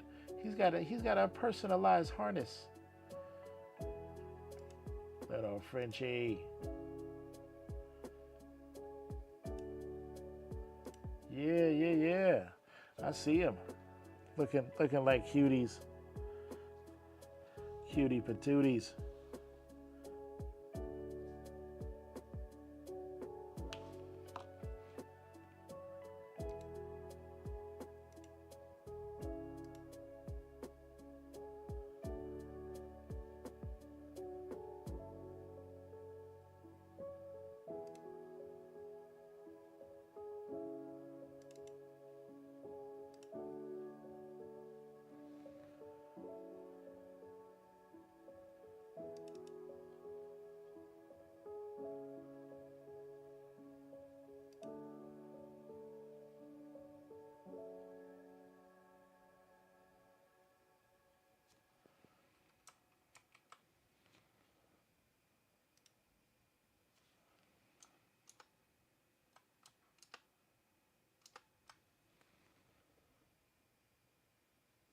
Looking like cutie patooties. Very cute dogs.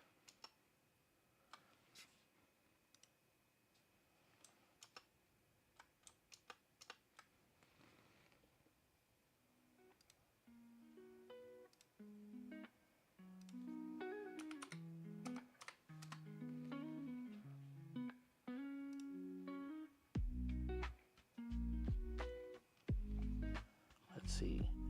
Still doing a number 2.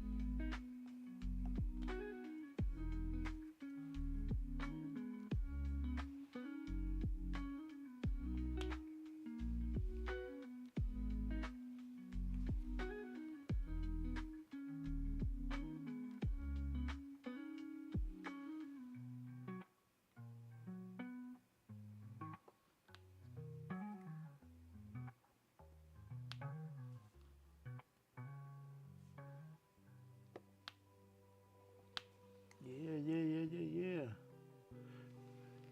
Jackson loved Charlie's bed. I thought maybe he was a little bit big for that bed. I was like, wait, what?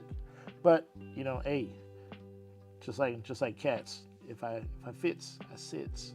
Right? Isn't that the saying? I don't have a cat, so I'm not up on the cat lingo. But I think that one's been around for a while.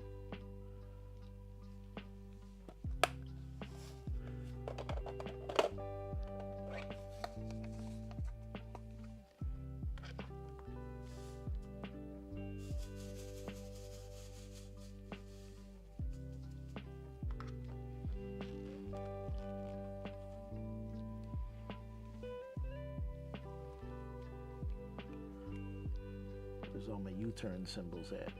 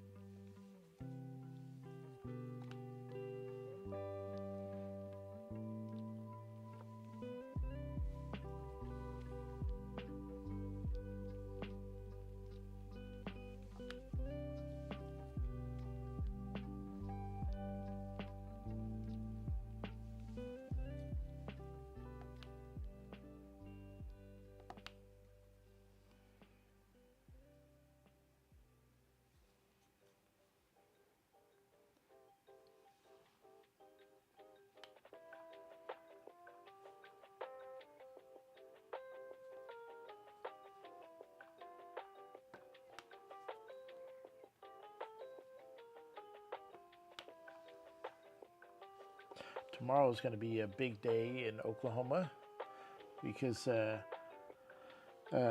Oklahoma City Thunder made it to the NBA Finals. So exciting day for us.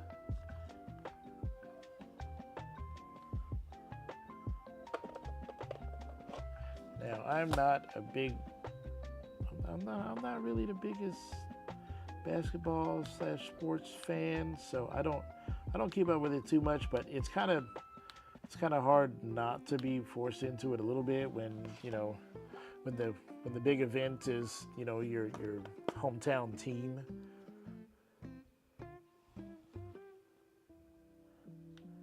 It's kind of like trying not to be wrapped up in the Super Bowl hype when the place where you live is in the Super Bowl.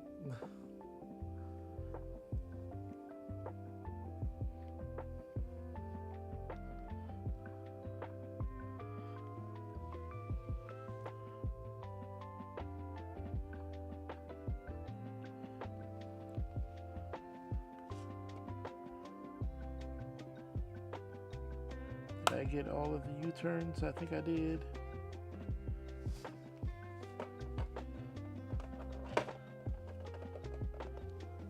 Let's see, what else do we got in here? We got some of these Christmas presents / exploding books.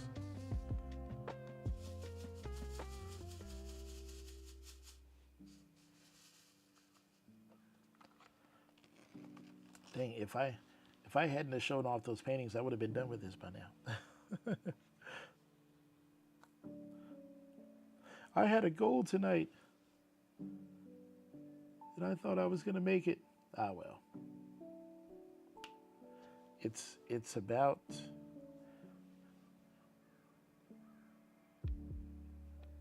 the journey there, right? Not about the destination. We're going to get there eventually.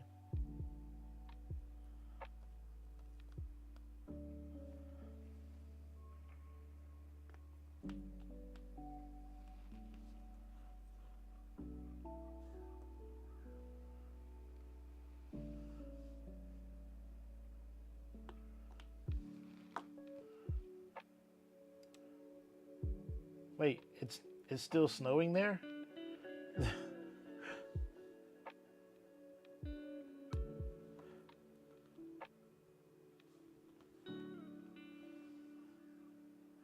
It's still snowing in Canada in June.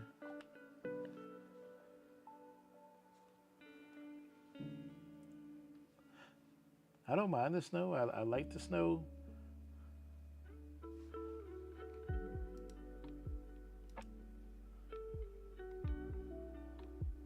Oh, it looks like that's a Christmas wreath. It must be from Christmas. Not that it's actually snowing. That's a wonderful picture. You both look happy.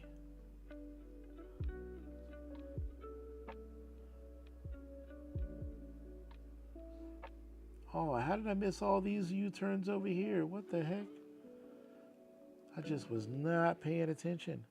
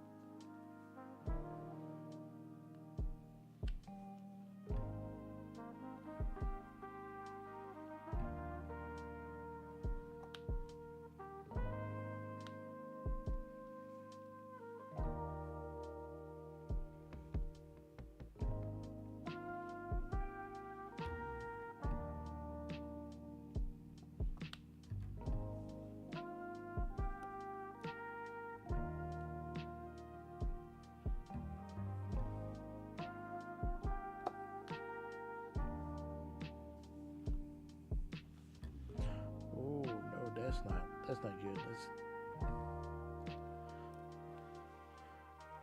get this over there.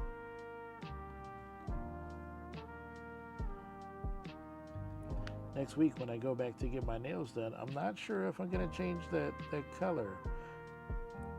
All three times I've had three different colors, but I have gotten so many compliments on this particular colorway with a green sparkle and then with the blue sparkle. Like people are just like, oh my god, I love that color. They think that it's like a color change one, you know, where it changes from green to blue, but it's not.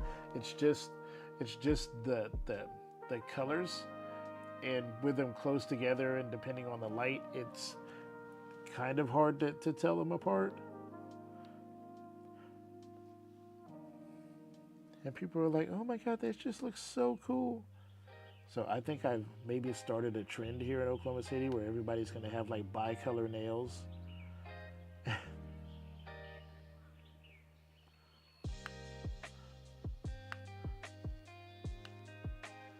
So maybe I'll do the same, you know, dual color, like the same setup. So pinky and thumb one color, and the three middle fingers a different color. But I'll have to think of something that goes well together, like something fun. Like yeah, the green blue is really cool, but like I'm thinking maybe what if I did like pink and orange? But see, like pink and orange would be cool. Like a pink and orange glitter would be cool. Yeah, like mermaid. Yeah, exactly. That's what a lot of people think is like, oh, it's those are like mermaid colors. Like I have gotten that comment so many times, and I'm just like, it's not intentional, but okay. But that's you know, I can see how people would draw that conclusion. It's like, oh, that's mermaid colors, you know, with the green and blue, and I'm like, yeah, okay, that's cool. Um, but like pink and orange has been on my mind, and I'm like, oh, okay, yeah, I could do like the pink and orange, but I'm not sure what fingers I would put them on. Like would I do the orange on the outside and then three pinks in the middle? I think three pinks in the middle is like a bit much. Like that's a lot of pink. But maybe if I did like the maybe if I did like you know the thumb and the pinky in pink, and then did the sparkle orange in the middle, like that would be hot. And maybe if I could do both of those colors with like the white French tip, right? Is that a thing, like where you have like color here and then like the tip of it is white? So then like this here would be pink and then it'd be white, and then this here would be like orange and then it would be white, right? At Christmas you do green and red.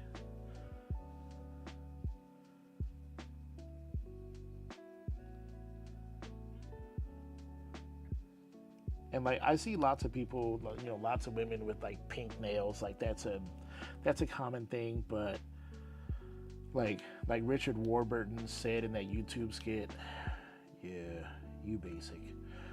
I'm not trying to be basic. Like already the weird beard slash mustache, and I'm wearing fingernail polish and the huge oversized glasses. Like it, it's kind of hard for me to be anything but basic. And of course, ladies, that's not what I'm saying. If you like pink nails and that's your jam, I'm not calling you out. I'm just saying it may not be the most exciting thing in the world, but you know, hey, out of all of the colors in the rainbow and all of the cool things that you can do at the nail salon, and I'm just starting to explore the nail salon, like, man, please, I am destined not to do like somebody's like, oh, you just want one color. I'm like, no, show me the cool stuff. Like, show me what you got. Show me what y'all can do. I want somebody to look at my stuff and be like, dude, it's totally weird that you got on nail polish that's non-conventional, but you are rocking it. like, like I feel like when it comes to my nails, I want to be a little bit of an attention whore, like just a little bit. Just a little bit. Is that okay? Can I get my little piece of the spotlight? your tiny dancer, dancer for money.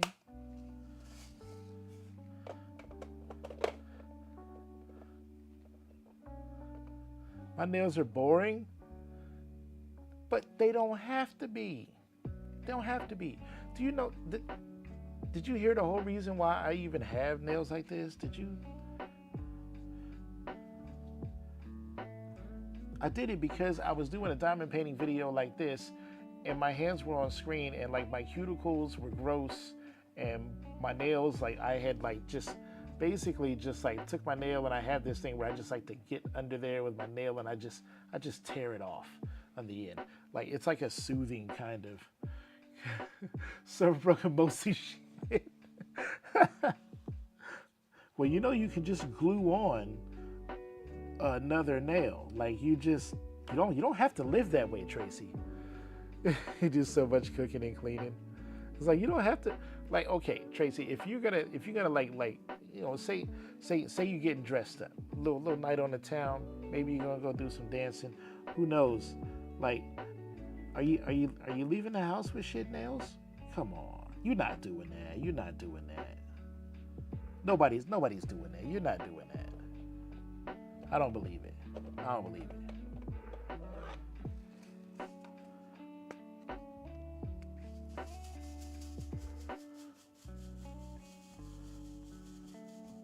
Oh, speaking of going out for nights on the town, yo, Tracy, did you see the Facebook post from Pamela? Did you see? She got the driver's license, yo. She hasn't been a driver for how long, Pamela? It's like 25 years, 28 years, something like that. You haven't been a driver, and now she done passed her test. She got the driver's license.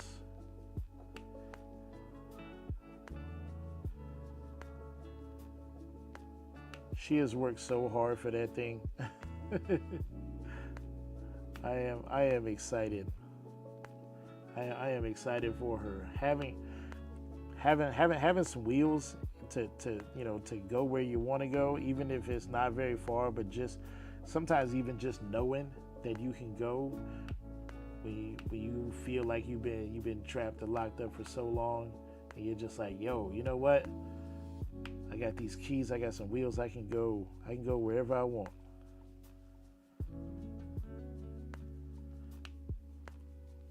That's one of the coolest feelings in the world.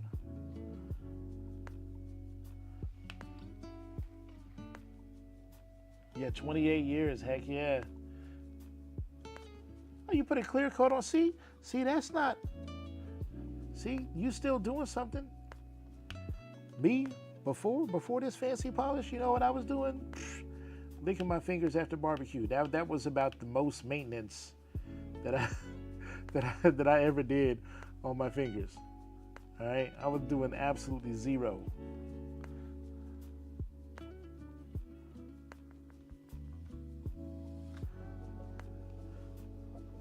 So I figure as long as you're doing more than that, that's a win.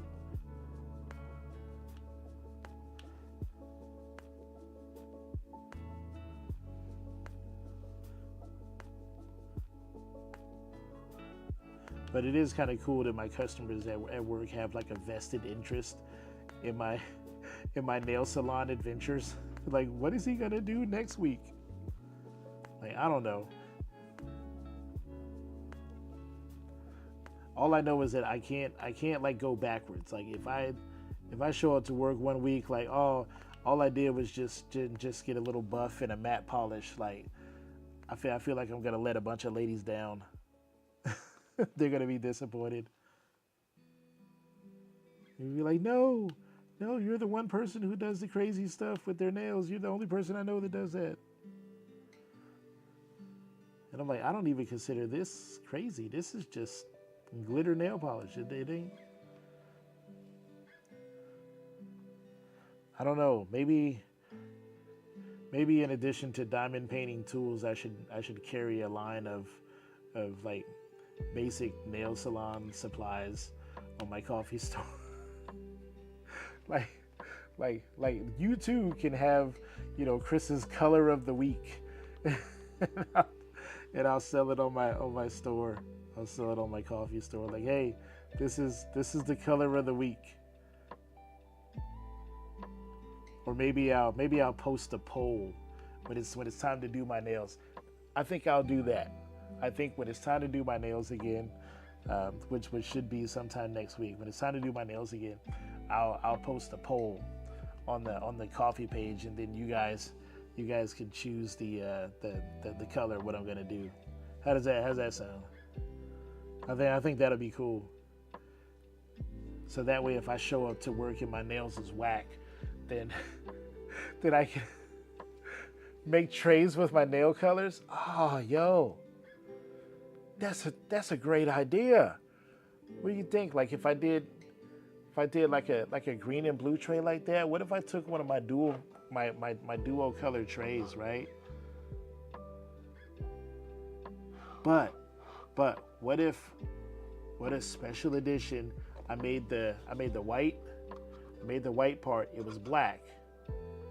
And then like the lid was like a blue, and then like green walls, like the lid and the lines on the inside, like all these pink lines on the inside, that would be one color, and it would match the lid, and then the outside would be the second color, and that would be like that would be like the nail color tray. I'd have to come up with a cool name for it, but yo, that's a cool idea. See, ladies, you see what y'all are doing? Oh snap, my headset's almost out of batteries. That is a cool idea, ladies.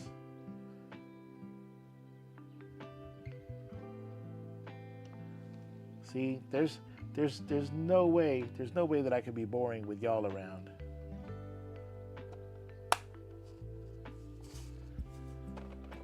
I'm like Heath Ledger's Joker talking to Batman. You complete me.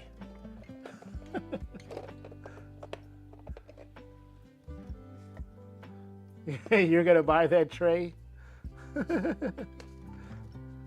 we could call the tray Witch Hazel. But see, then it would have to have hazel in it, and hazel is like brown and green. You see, it's like brown, orange, and a little green, which are the colors that are in a witch hazel, which are in this painting.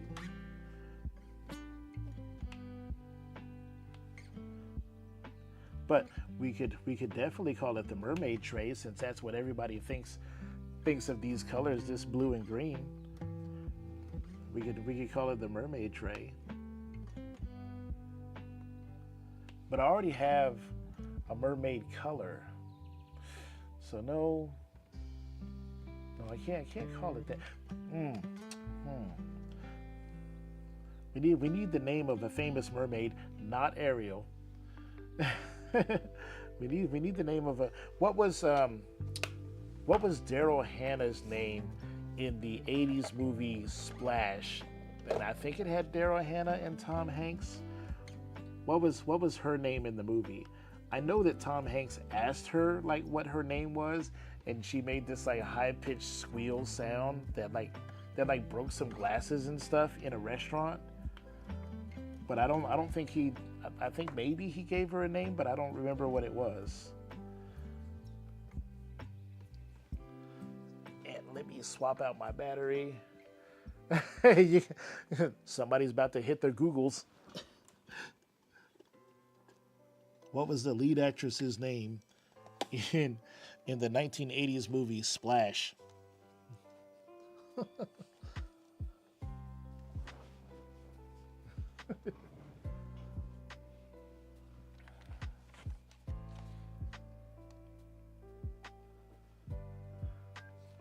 Oh, let's pull out our battery, put that one there, and we get a new battery.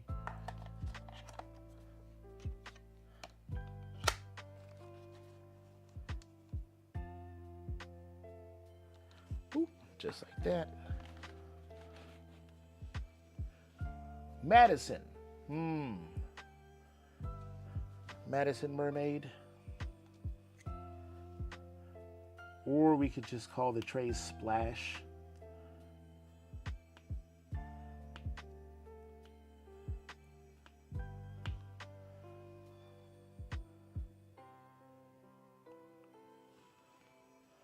See, just all kinds of cool things you can do with color and names.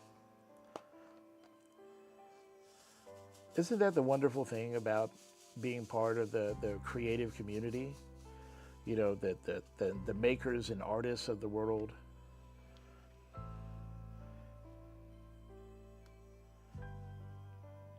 Like, lots of people do lots of things as hobbies and all, but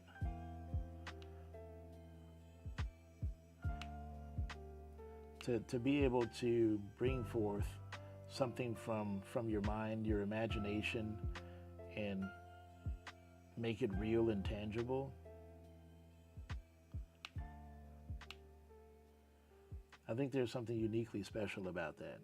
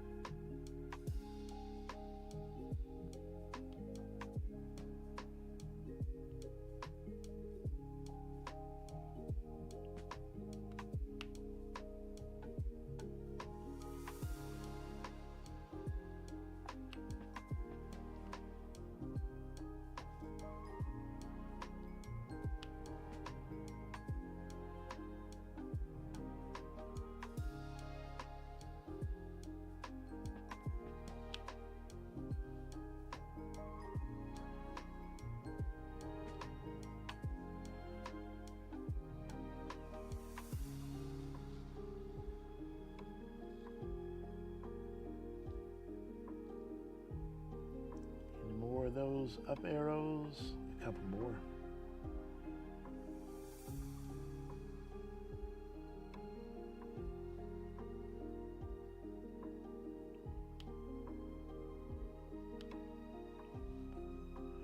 Mhm.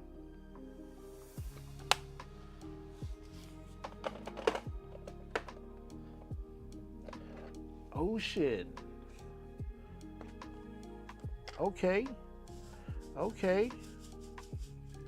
All right. I'm going to try to find the colors that I need. So we kind of need a really nice, maybe a sparkly or shiny blue and a shiny green.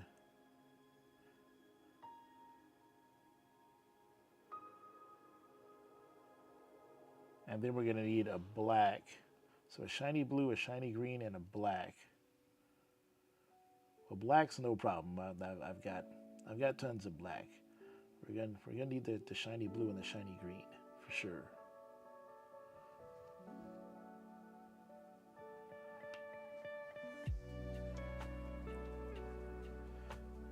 Tracy, if I put this tray on the store and it doesn't sell well, I'm gonna send you a bill for all of this filament that I'm just gonna have sitting around getting dusty.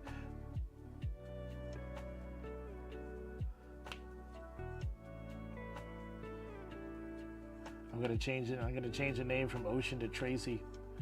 This is the Tracy tray. Your boy Chris didn't make no money off of it.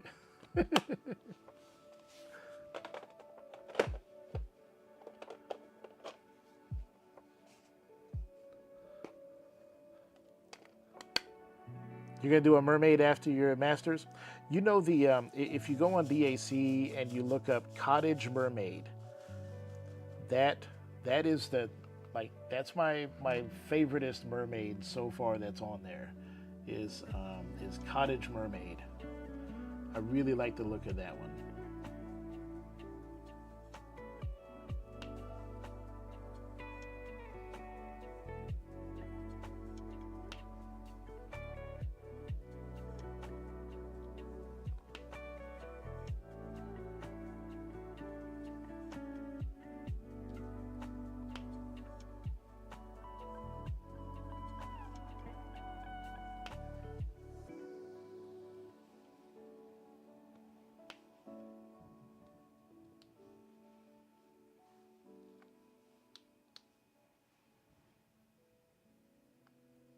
Do you ever sometimes forget where you're like, oh yeah, that part of the canvas has glue exposed?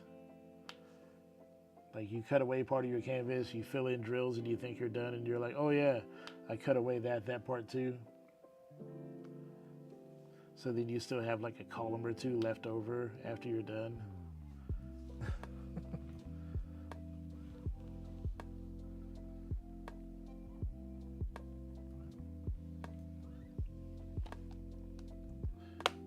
Ocean Mist. See, we're coming up with all sorts of cool names. I like this. I like where this is going.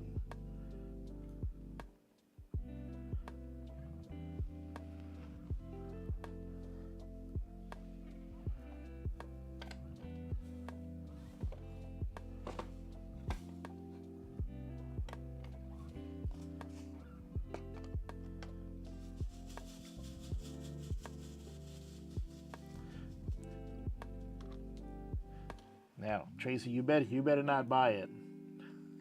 It's like this item is sold out. You're like, damn it, Tracy, you bought the last one.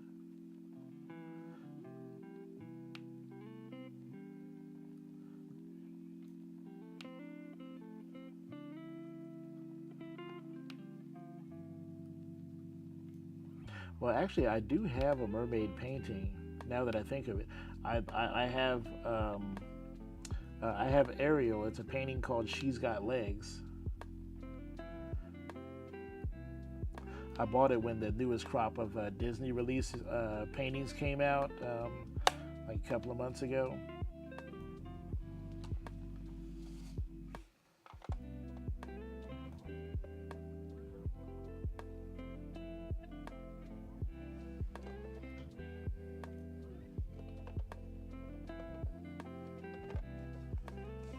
Mine is called Mother and Child. I know that when you showed me a picture of it. That's the one where the mermaid is like on the beach or whatever, or on a rock, and she's like holding up her kid on her tail.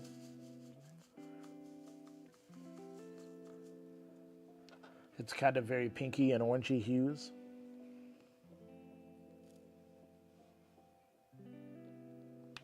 And they say that men don't listen and pay attention. Come on.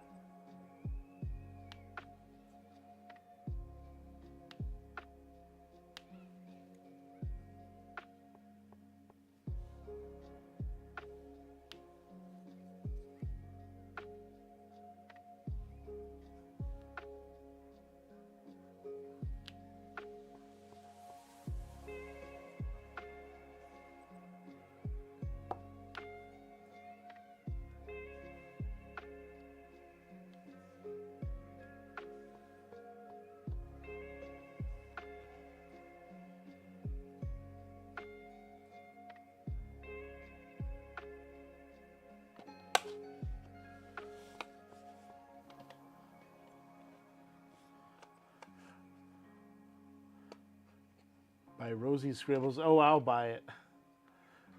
Oh, I thought you meant the trade. No, no, no, no, no. Did you see the painting?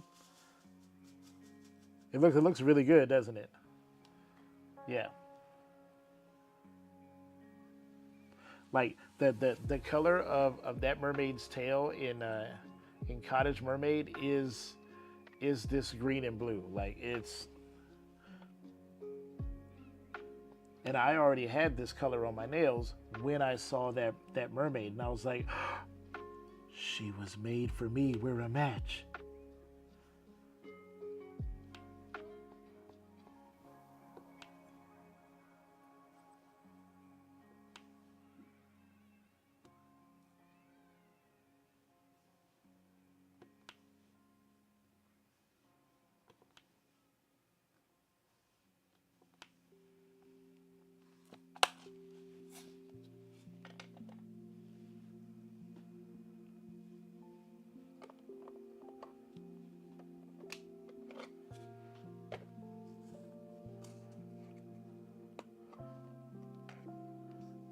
Yep, Mer Baby, lots of reds, some pinks. Yeah, yeah, really got a cool kind of sunsetty vibe to it. Yeah, I like it.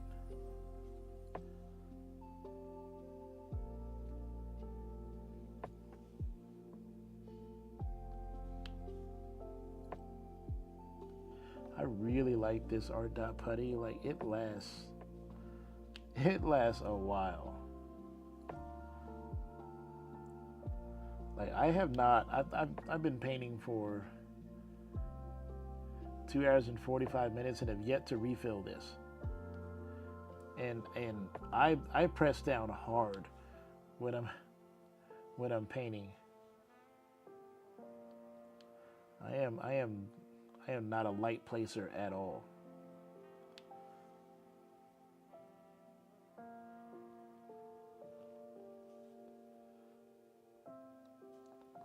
But for freaking $6, I'm gonna get my money's worth out of this putty. Like this is crazy how long this stuff lasts. I was filling up wax. It's like, God, man.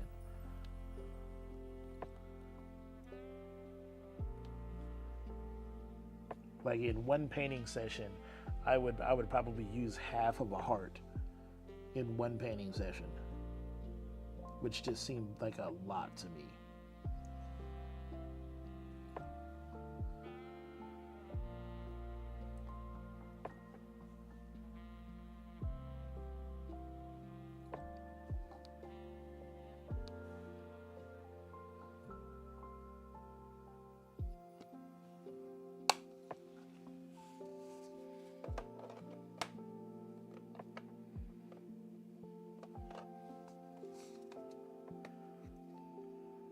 Well, folks, I'm off to bed. Hey, have a great night, Tracy. Thank you so much for hanging out.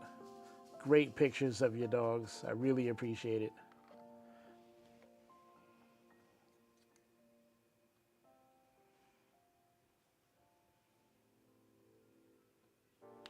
Have a good night.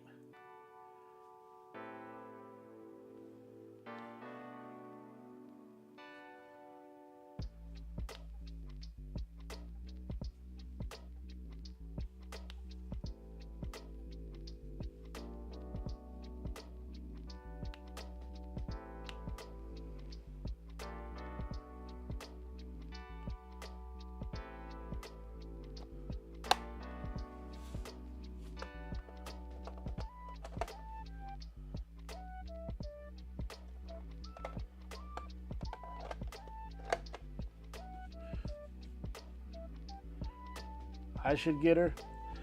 I really should. But then there's also that Richard Lorenz that I talked about, the special delivery.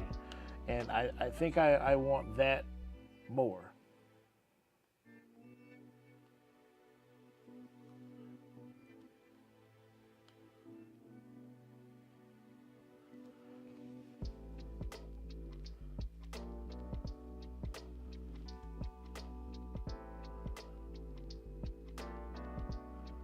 All right, what's next? Equal signs.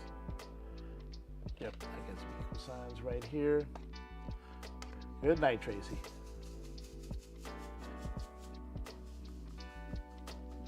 It won't take me long, and I'll be heading out of here as well.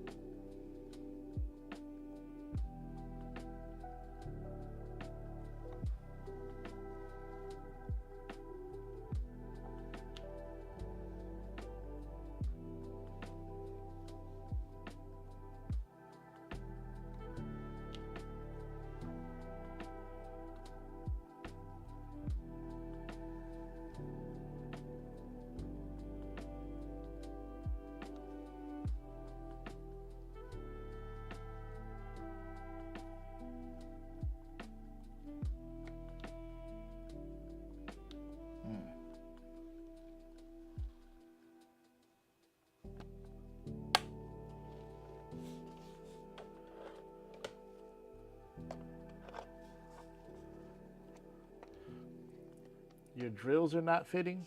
Not fitting what? Where? What do you mean?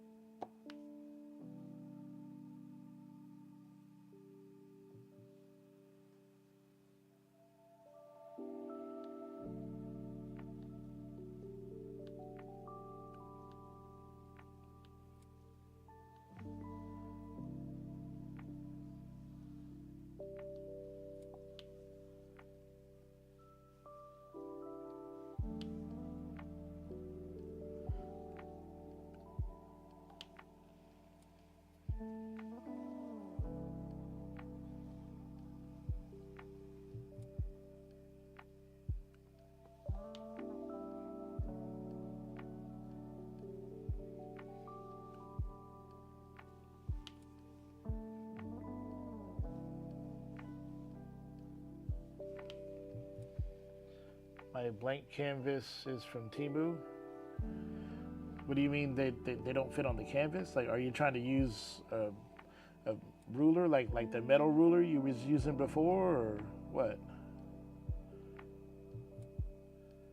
Or are they just like the grid size is messed up on the canvas, so no matter how you place the drills, like there's like not enough room for the drills because the symbols are too close together.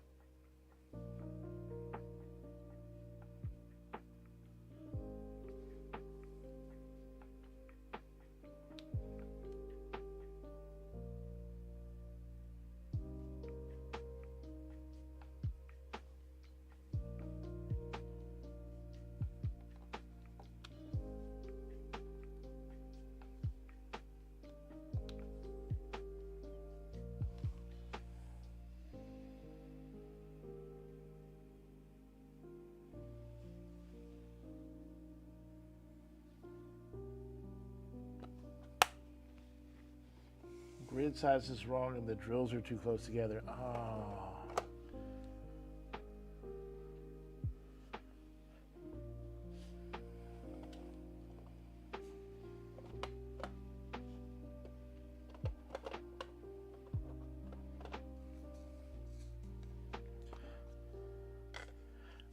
I did see on a Facebook post where somebody had kind of a similar issue. So what they said was basically just to like start from one corner and like regardless of what the grid layout was, to just proceed to painting as like best you best you could, and to take pictures of like the section that you're working on, so that way when the drills, because they'll be so out of whack by the time you get from one side of the canvas to the other, um, you'll have to take a picture of like the upcoming section to know what drills go after which drills. And I'm like, God, that's gonna make a painting take freaking forever if you're gonna have to refer back to a picture to find out what the next drill is to place. But that's the way that I most recently heard of like trying to solve, trying to fix that issue.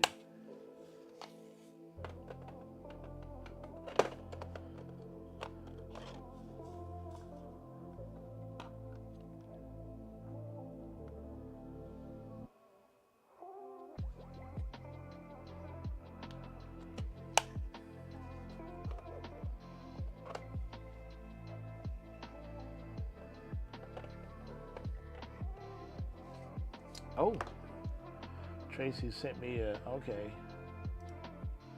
Yep, that's the picture.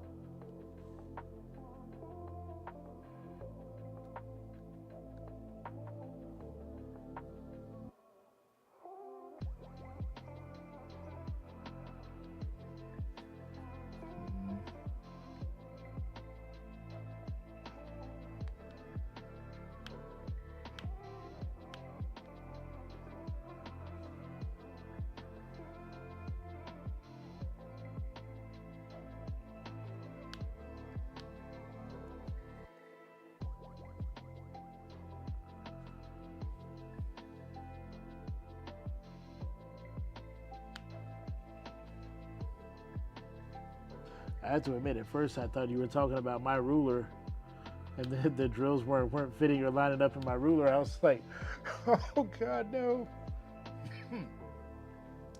I'm just color blocking the finish of my custom. Oh, okay.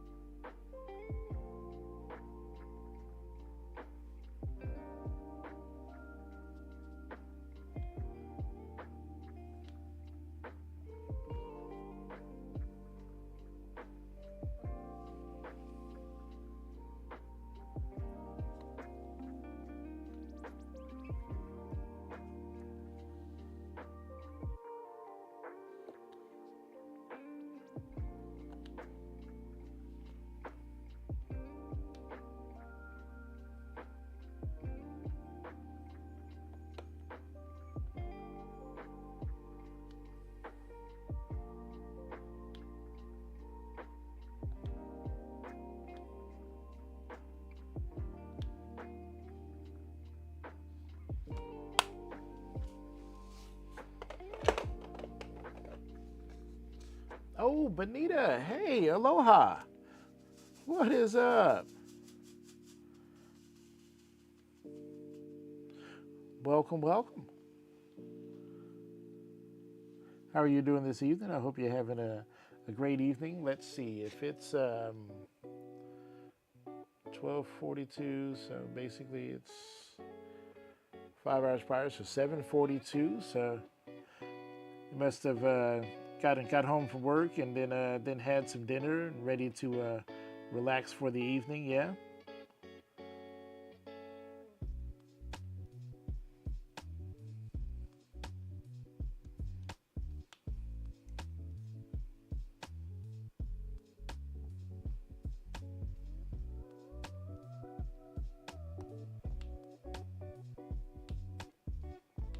We've uh, we've had quite a fun time this evening.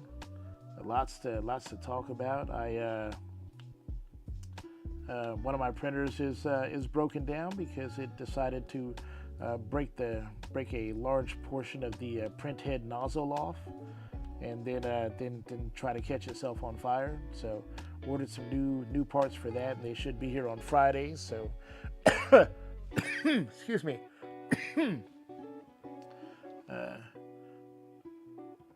But I've got the one printer, and we're not behind on any orders right now. But I'll definitely be playing catch up on Friday on my day off.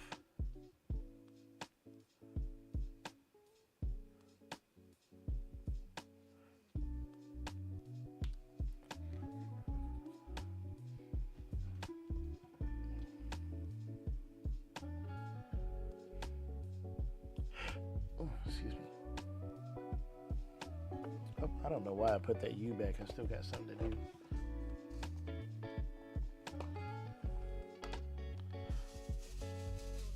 And then, uh, it's diamond painting, obviously. That's what, that's what we're doing here. Um, and I talked about uh, I've acquired 7 more paintings since the last time I did like an unboxing. I didn't really do an unboxing this time. Mainly, it was just showing the paintings. I'll do a proper unboxing eventually when I can get it like an earlier start in the evening,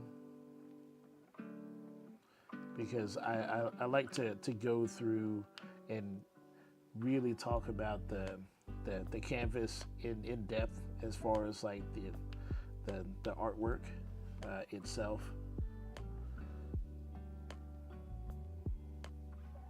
The color and the lighting and stuff like that, and then the orientation of the ruler as it pertains to the canvas. So a lot of in-depth stuff, and it would just take way too much time to try to do that with 7 canvases in one night. That's for sure. That'd be a lot of work. It'd be a lot to listen to.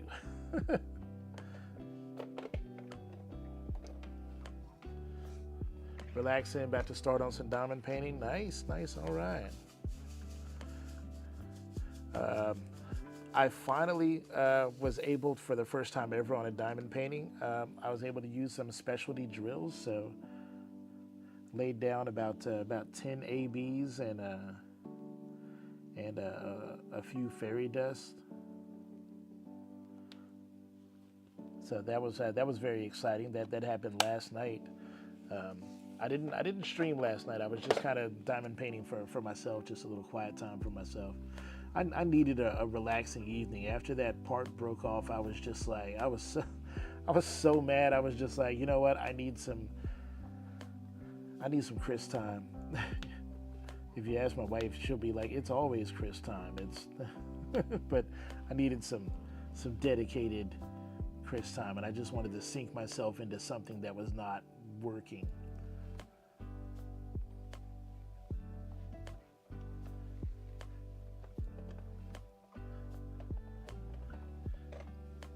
Yeah. Yeah, so my fairy dust is, or my ABs are right here in this area here, and then um, the fairy dust is these 3 right here. So kind of not super easy to tell, just because there's not like a large cluster of them, but when the light hits them, like I can really get a good sense. Yeah, me time is good. Yeah. So tonight, when I was like, all right, I'm gonna finish the second half of the ruler tonight, and it's like I'm gonna do that with friends. Yeah. So we showed off some canvases. I finally got my canvas in. And not like it took a really long time, but I got it in for Summer with the Masters. So I'm going to participate in that event.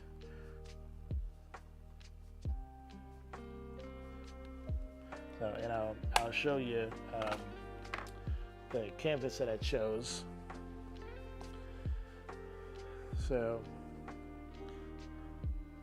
this canvas is by Alphonse Mucha from 1896.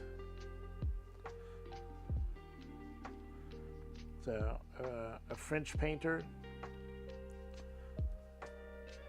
but just a beautiful canvas. So um, I'm I'm really excited to be participating and doing this one.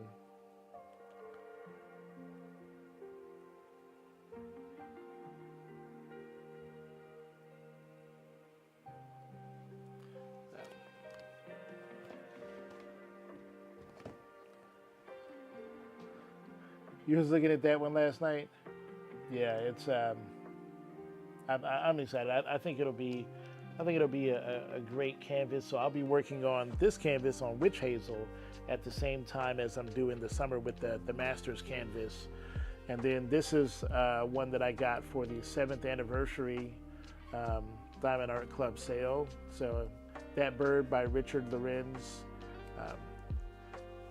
really nice one. And then from the same sale, I picked up Garwin, and Garwin is by Sarah Richter. So really nice, nice dragon. It's a big boy, 27 by 34. Yeah, it's my first Richard Lorenz, and then my wife picked this one. I don't know if she'll ever get around to actually doing it, but this is Sakura Festival by Yume Art. So a really nice painting. And then not this past Saturday, but the previous Saturday, I picked up 3 others. So 2 more Yume's. So this one is Under the Stairs that I picked up, and I picked up Flower Delivery. I guess I've become a Yume Art fan. I really like them. And then my second Ivy Dollamore, which is this one, Fairy of Dreams.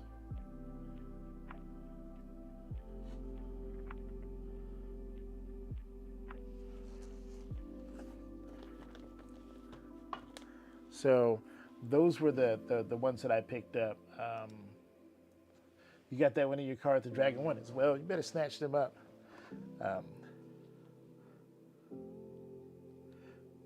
Between me and Diamond Art Club, you're not gonna have any money.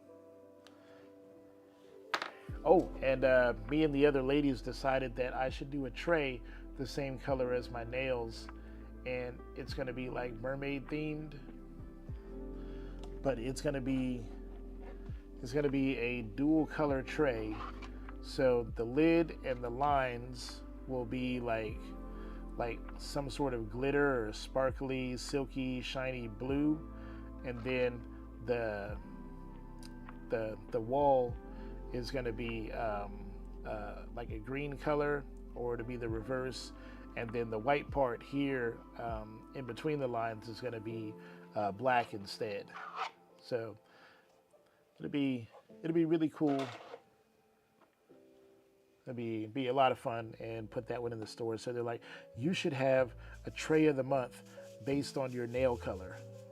is what we decided. So we'll try it. It could be a lot of fun. It could crash and burn and I not sell any. Who knows? But either way, it'll be fun, and that's what it's all about anyway.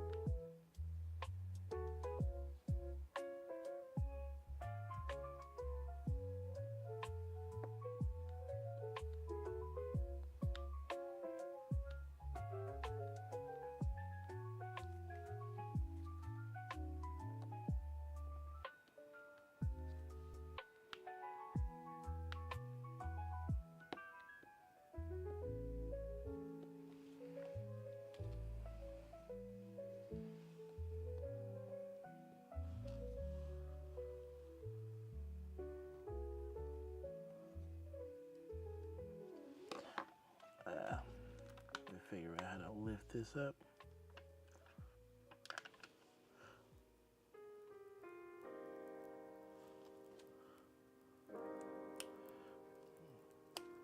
Because it's in my way.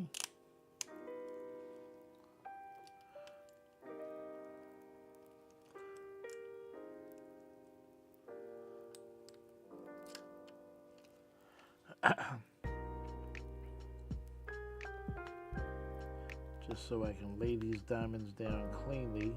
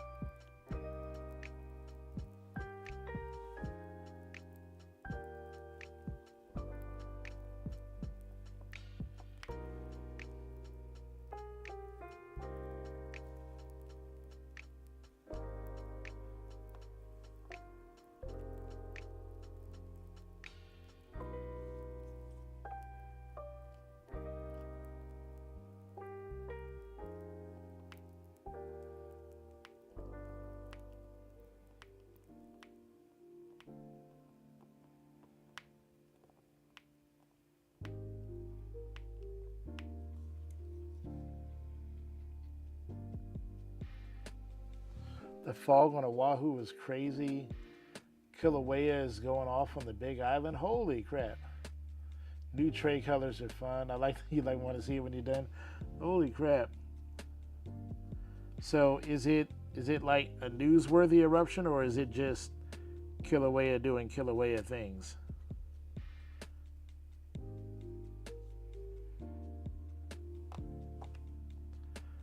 Like is it like Kilauea doing we might want to evacuate the island kind of things? Surely I would have heard about it on the news, even in a YouTube video, right?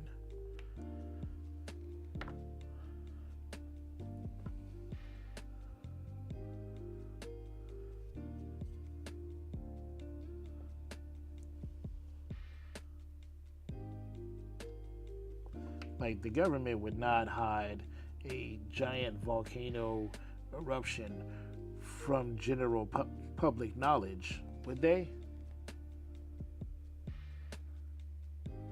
Nah, they would never keep anything from us. It's not like we would have to actually ask the islanders how bad it is, just to get accurate news reporting. Like that's not a thing. I hope not. You never know what's gonna happen. Your asthma acting up? Yeah, I can imagine so. It's a lot of debris and whatnot in the air. Yeah, I can imagine that. Yeah, if you have any sort of breathing problems, it's probably gonna make a tough day for you.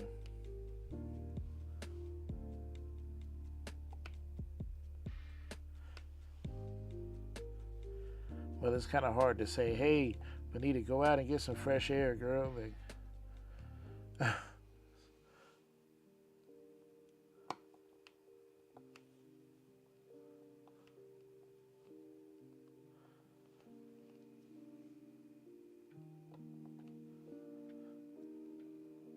all right, we're getting down to it, y'all.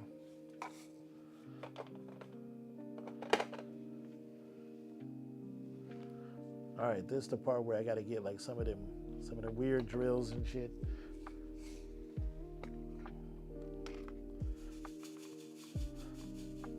Some of these weird colors that I don't have loaded in my mags because I just don't need a lot of them.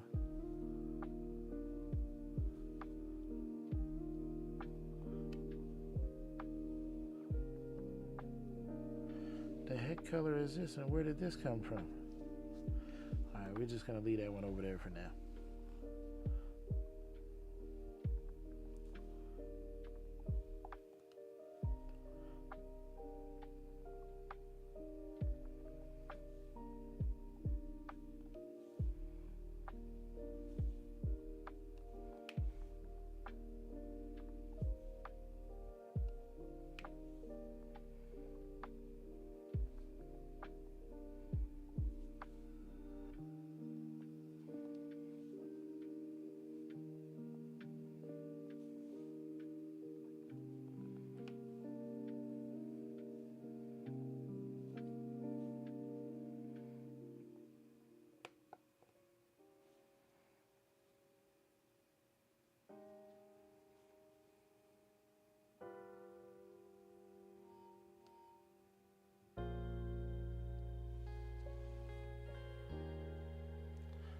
I'm in my AC now, so I'm good. I'm a tough one. I pulled through. This ain't your first rodeo.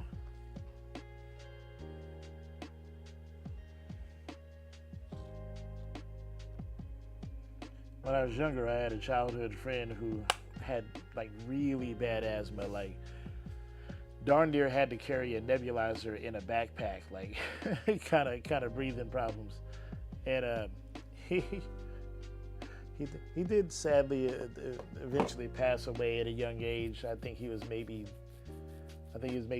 14 or 15 when he passed away. But like the doctors were like, dude, you can't, like, all of the other stuff that you see kids doing, like that's not you. Don't do any of that stuff unless you want that to be the end of you. So like no ripping and running through the streets, like no big time, sports, nothing like that, because your lungs just can't take it. And Larry would go out and he like, it was a normal day to him. He was just like, look, I could sit in the house and do what the doctor says, and like, just like what kind of life is that for a young kid? It's like, you know what? I would just much rather go out and play basketball, and if bad things happen, bad things happen. But and to him, growing up where we was growing up, now when my parents divorced, I came to live with my mom, and my mom lived in the hood, and the hood was kind of a foreign thing to me. Like I grew up I grew up darn near Fresh Prince of Bel-Air style. Like I grew up in a nice neighborhood, and there was no helicopters flying over, nothing like that. You know what I'm saying? Um, but for Larry, the life was way different. So I learned a lot, living with my mom and experiencing life the way that she was experiencing it. And Larry was just like, you know what, I can sit out on my front porch doing nothing, and that be the end of me. So if I want to go play basketball and I run out of air in my lungs, like I ain't afraid of that. So that's what he did. He went out and he was a kid, and he did kid things, and we played video games and basketball, and we walked or rode bicycles 2 or 3 miles to the mall, and like we did kid things. We didn't like, and sadly one day, he was playing basketball on the court, and it was his time to go.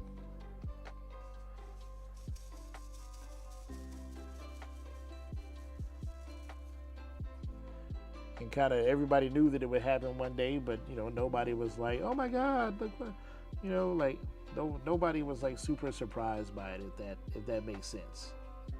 But that's because Larry didn't let us be super surprised by it. It wasn't a big thing to him. So a lot of times I forgot that he shouldn't be doing all of these things. And sometimes when I remembered, I'd be like, yo, Larry, you can't do that. And he just, he's like, you really gonna tell me what to do? it wasn't that nicely said, but you know what I mean, like. And I just acquiesce and go, hey, it's your life, bro.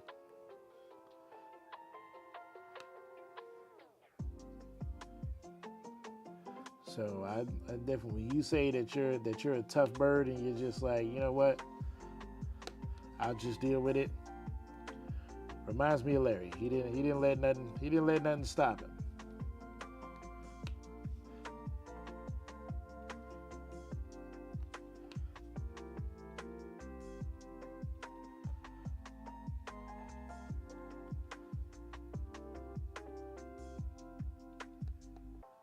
So like when people tell me something is too hard, can't be done, it's too inconvenient or whatever, I'm just like, man, I wish Larry could tell you a thing or two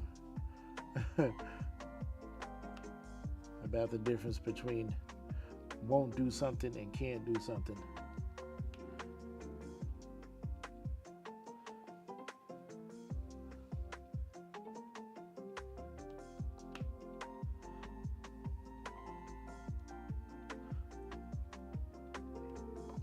Kind of like my homegirl Pamela.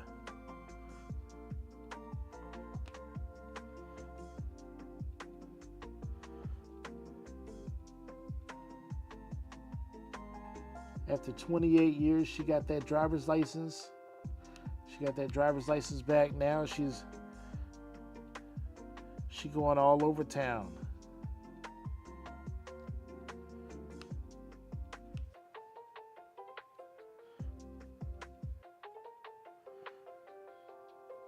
She's not gonna let it. She's not gonna let somebody tell her that it can't be done. I don't think anybody's telling her that anymore. I think she got some really cool nurses who were like, "Yo, this can be done. We gonna get it done. You will do it." And Pamela just has a no quit attitude.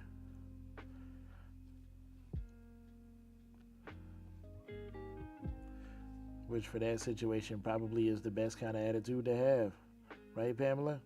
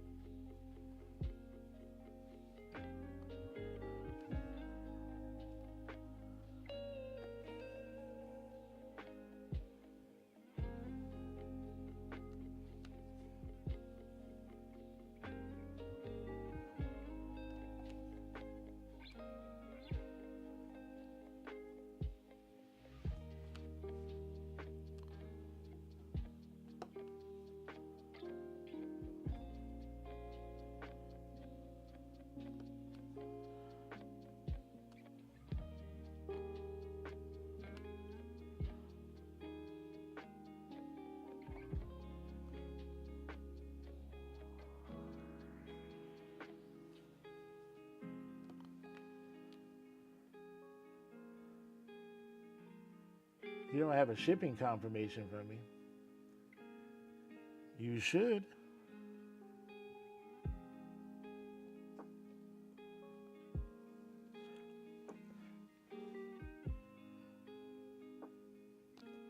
Should be the same one that you that you received uh, a little while ago.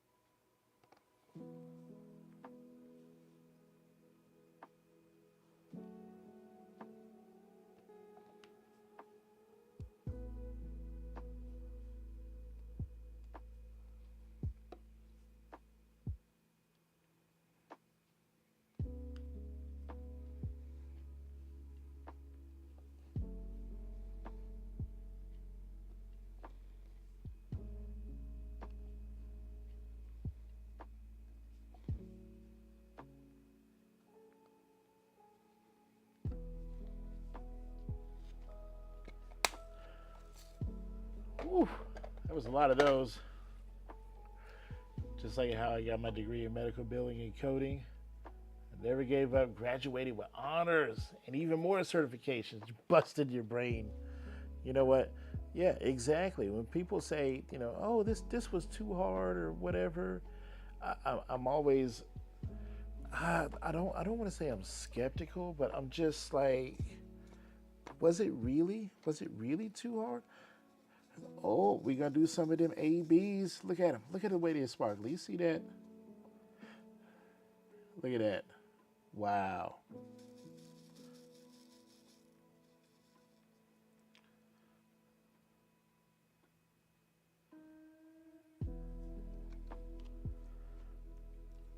So that's these W's right in here.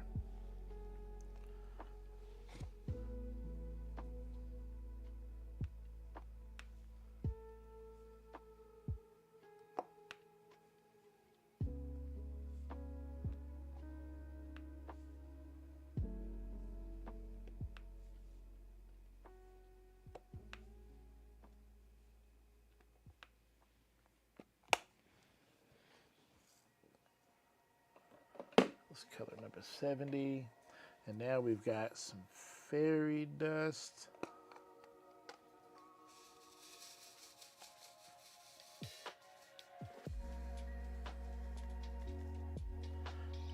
Look at the shimmer on them. Wow.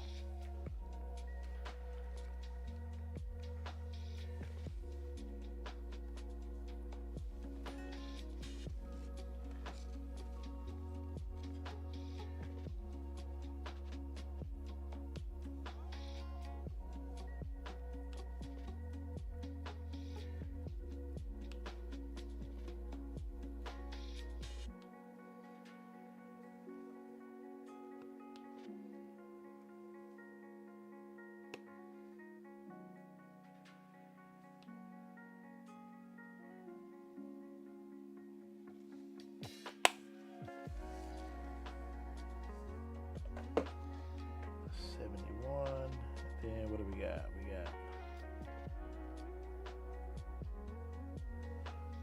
We got some boat anchors.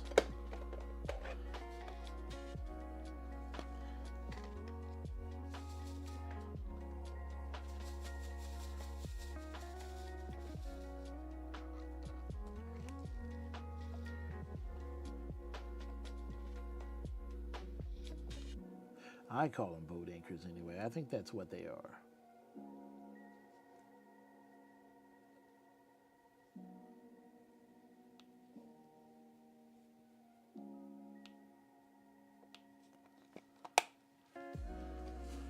And then we need some V's. Where are my V's? Or maybe they're not V's. They're these these things.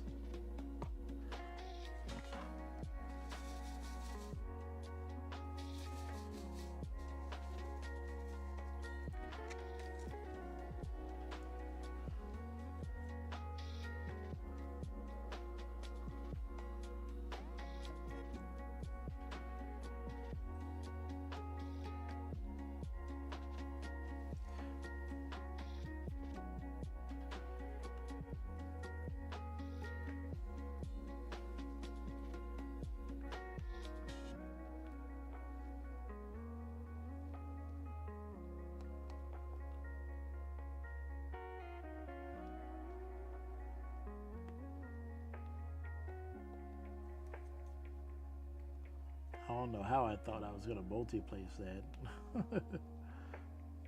Big dreaming over here.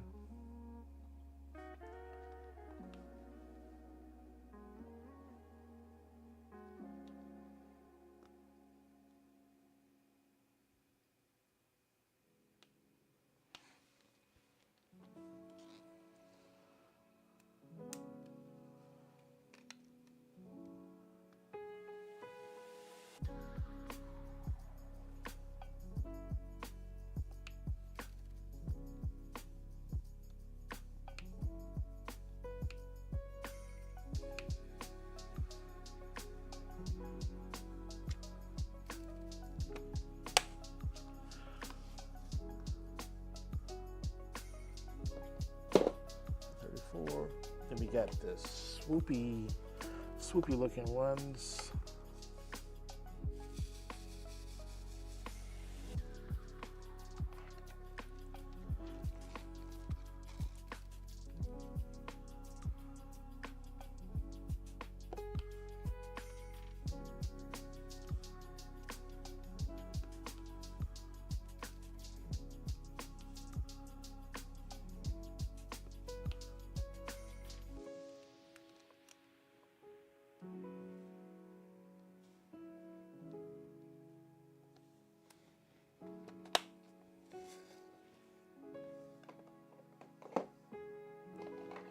And then we got these little 3-star explosion ones. Oh, is this a fairy dust? It is. Okay. First time using these. Hey. New special drill color unlocked. All right. New Xbox achievement. Nice.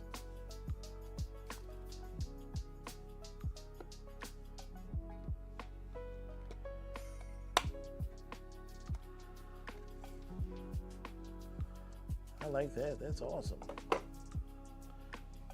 What else we got? We got 1 chevron. We got 4. How those trays working for me? Oh, freaking love them. Now, when I start my summer with the Masters painting, I'm going to be using a standard tray. My, the tray with the interchangeable plates. That'll be the tray that I'm using for that. So I'll be using the Art Dot tube bottles with that interchangeable plate tray. That'll be my setup for that.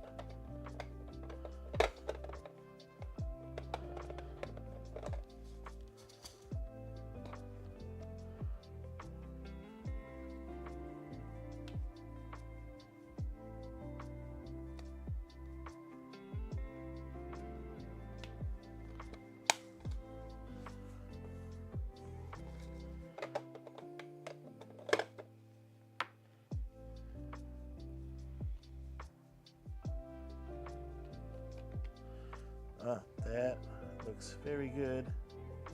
Makes me very happy.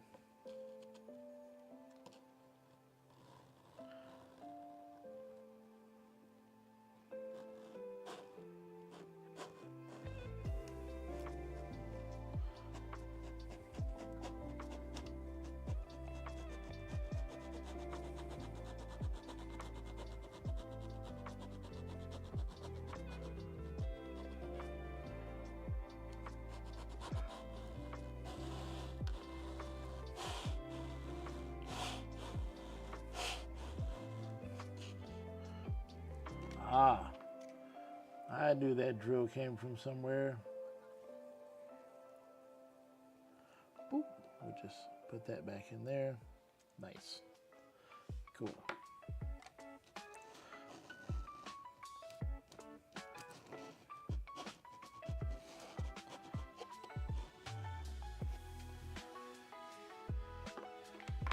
All right.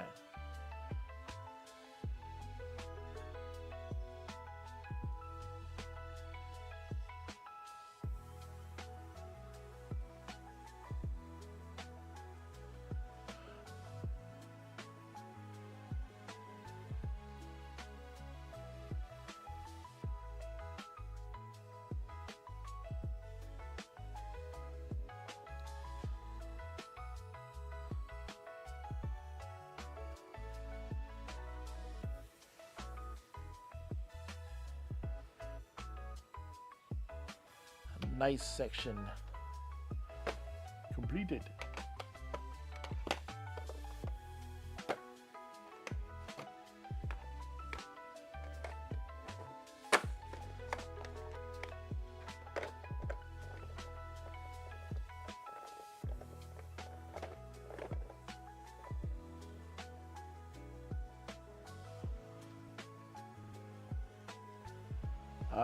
Completing a section really does make me really, really happy.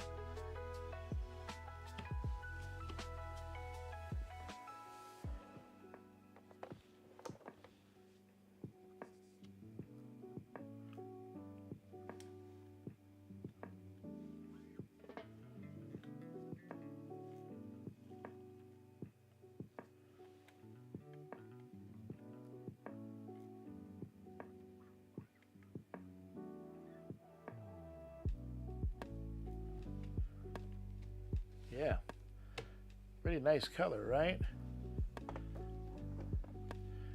You go, oh, there's still gaps. Somebody said that. Sent me a message. It was like, so much for your ruler. There's still gaps. And I was like, I sent him a picture like that. I was like, what gaps? I was like, and looking here on this, like, yeah, without that ruler, there's no way. There's no freaking way that it would be this straight and this well organized. It just ain't happening. And the way that the colors come together, I'm just, yeah, it's a really nice painting. And look what we're getting into. Like this is fun, and this is 1, 2 sections. So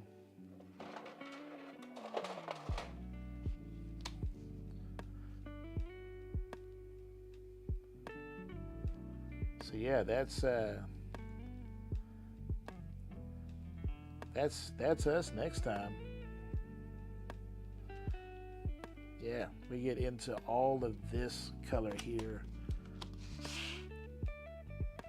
And see, here's special drills. So we got the AB drills with the W's here.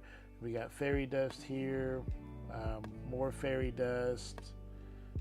What else is over here?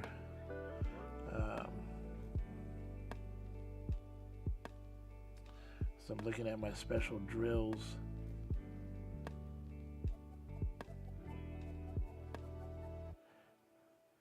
Yeah, so 1, 2, 3.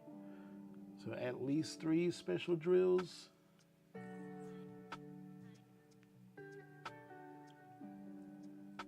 Yeah, at least 3 special drills they're gonna be in this section of the hat. We'll get into some nice purples there. There's some more W's, so some more ABs in this section of the hat, which will be on the next row. It'll be on the 4th row. Yeah, just lots and lots of really pretty colors. So yeah, the next 2 rulers worth, the next 4 sections are gonna be a lot of fun. And then we'll kind of have a boring section here on the end where it goes back into shadow.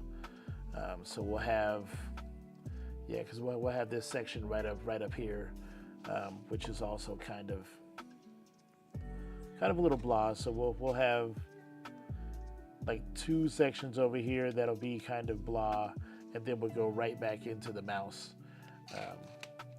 hat and getting into the mouse's head and face, which I'm not sure. I might actually save this kind of for the finish to color in the mouse's face. I don't know.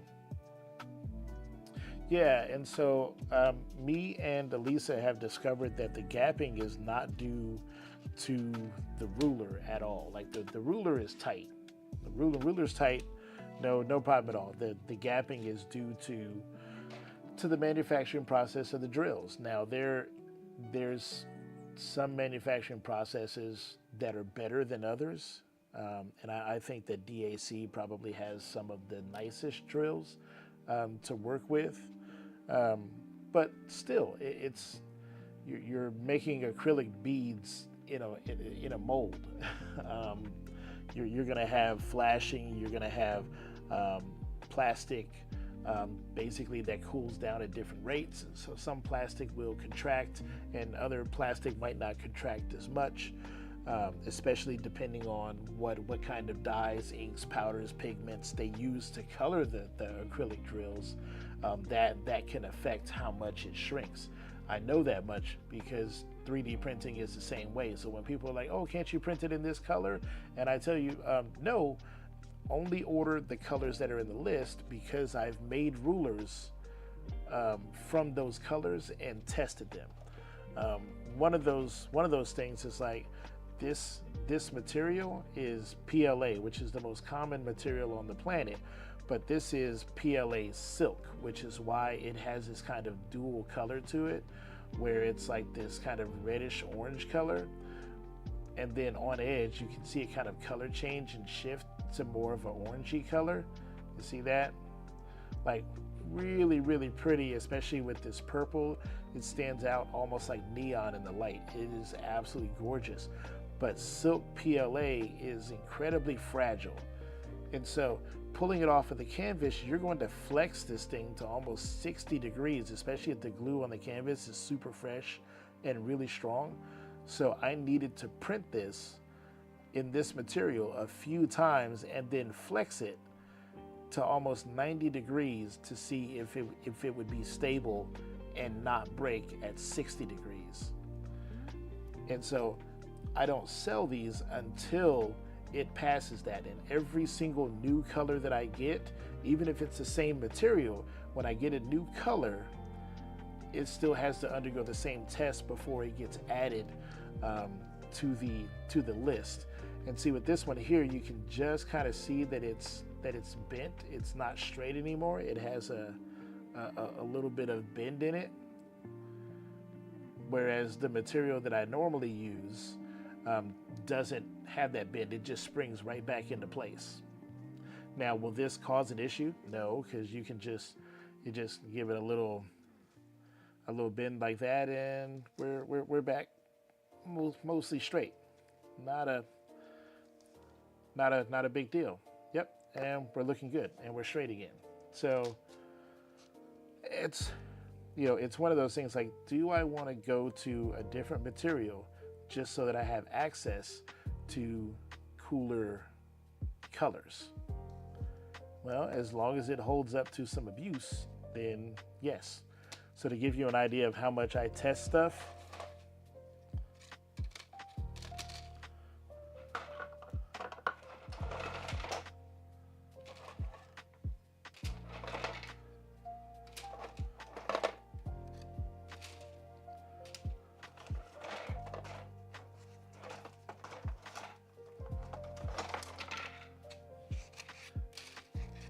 these are all tests. Before I ever put a product in my store, it gets tested over and over and over again. I don't just, make one and go, okay, that came out fine, put it in the store, sell it. No. Like I want to be able to say that if you break one of these, you broke it. It didn't just up and break. You broke it.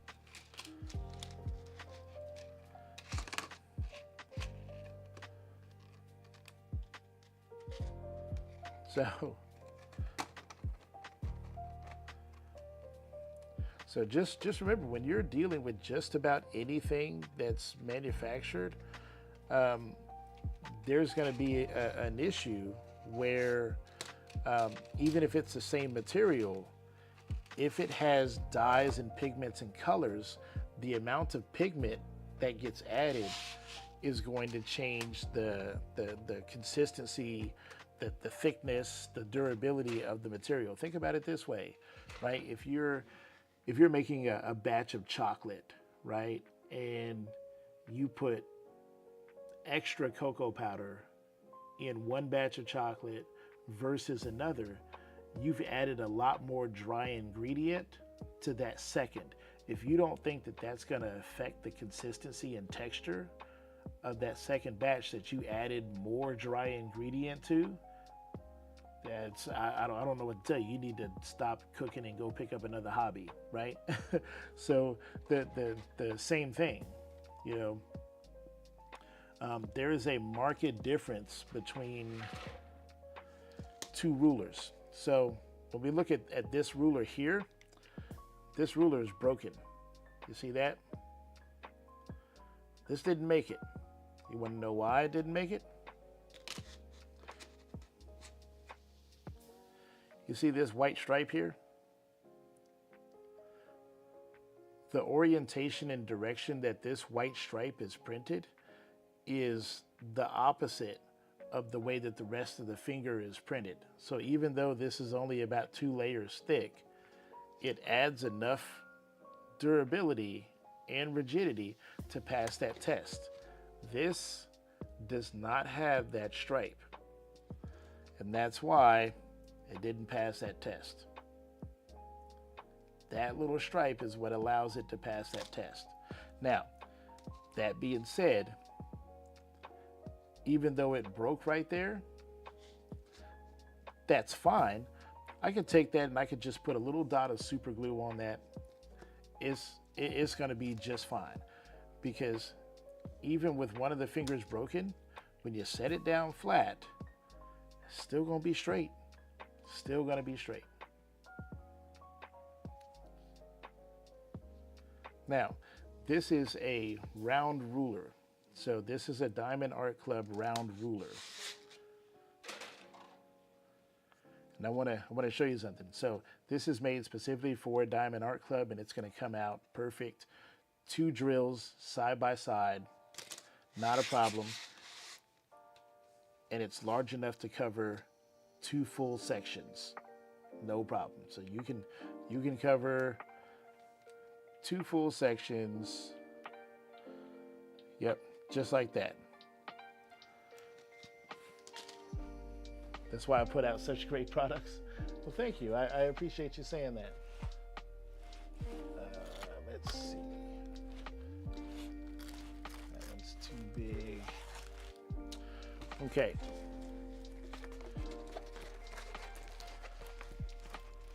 So here's a painting. It's a nice painting. I got this one from Temu. She's pretty. There's no way that all this detail is going to be captured in this painting. It's just not going to happen, not in a million years. But I want to show you something.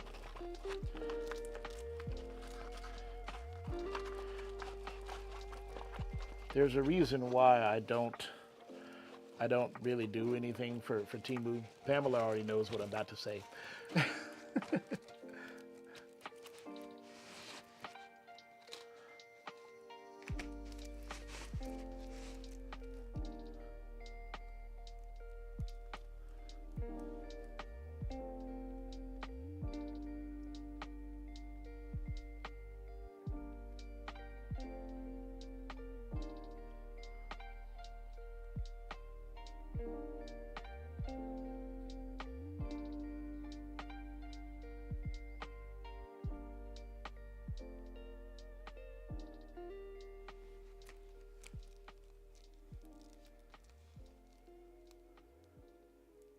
So if I line this up in the usual fashion, 2 by 2,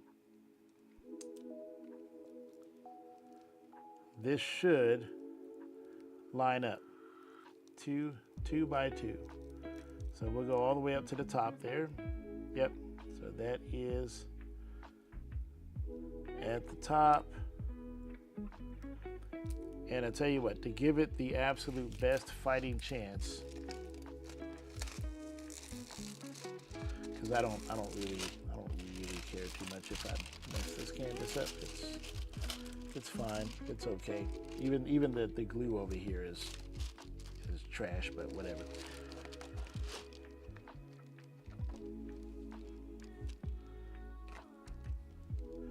Because we want the canvas to lay as flat as possible.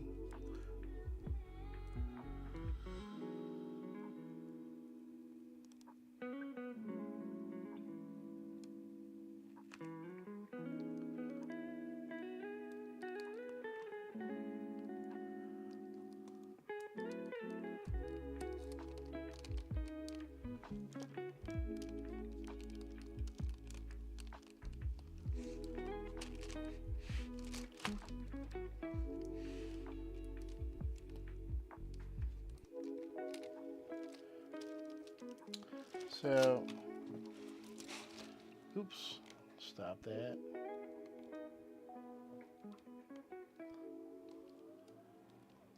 My standing desk is acting a fool. But that's like how many rows are actually in. So the first row here, I'll move this over a little bit just so you can see. So first row here, we've got 2 side by side, we're looking good. Second row, 2 side by side, we're looking good. Third row, 2 side by side, looking good, right? And you're like, oh, okay, this is awesome, this is gonna work. Fourth row, 2 side by side, we're looking good. Fifth row, 2 side by side, we're looking good. Sixth row, or sixth column, 2 side by side, but we start having a little bit of gap on the left side of these letters along this edge here. Have a little more gap, and now the right side letters on this column are almost touching this finger here. Now we have a lot more visible gap here. A lot more here. And then now our letters are actually touching the finger here. And now our letters are just getting covered up on the right hand side by this finger. And now we've lost about a third of the letters on the right hand side under the finger. Now we've lost almost half of the letters here. Now we have lost half of the letters here under the finger. And now we're crossing over again until now we just have a single column here. And I'll show you. Now we just have a single column of letters right in the middle here. But two sets of letters to the left and right that are half covered up by the finger. So how can you be consistent for 1, 2, 3, 4, 5, 6, barely 7 columns, and then the rest of it slowly goes to trash? If your grid is evenly spaced, it should be the same from this side all the way to the opposite side of the painting, or at least to the opposite side of the ruler, but it just doesn't work. It's just not consistent. So nothing wrong with the ruler.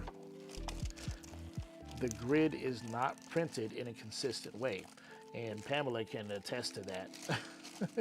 she's having some grid issues tonight, aren't you?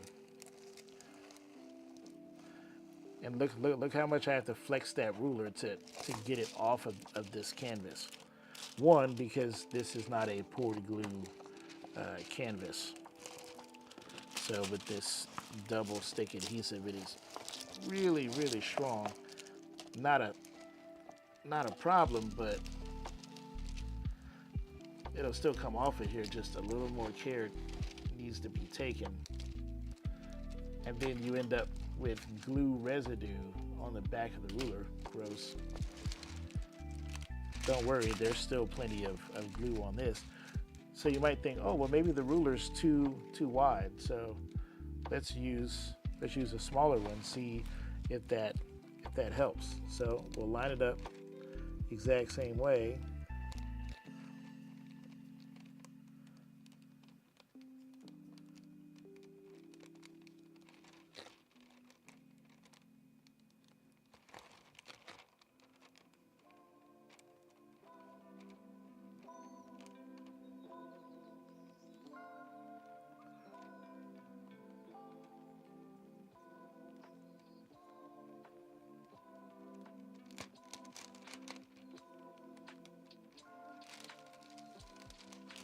So there we go. There's our little round ruler placed on there.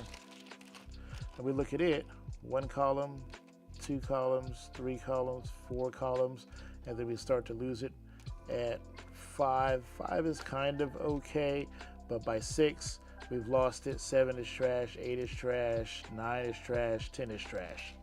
So it makes it 5 columns before the grid gets out of whack.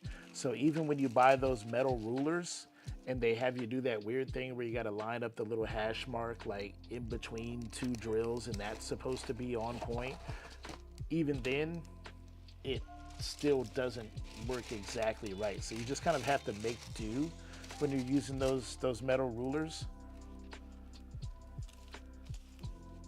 which means that in order for me to make rulers that work with Temu canvases, I would have to make like 4 or 5 different versions of this because Temu, AliExpress, even different companies on Temu, they all have different weirdnesses with their canvases.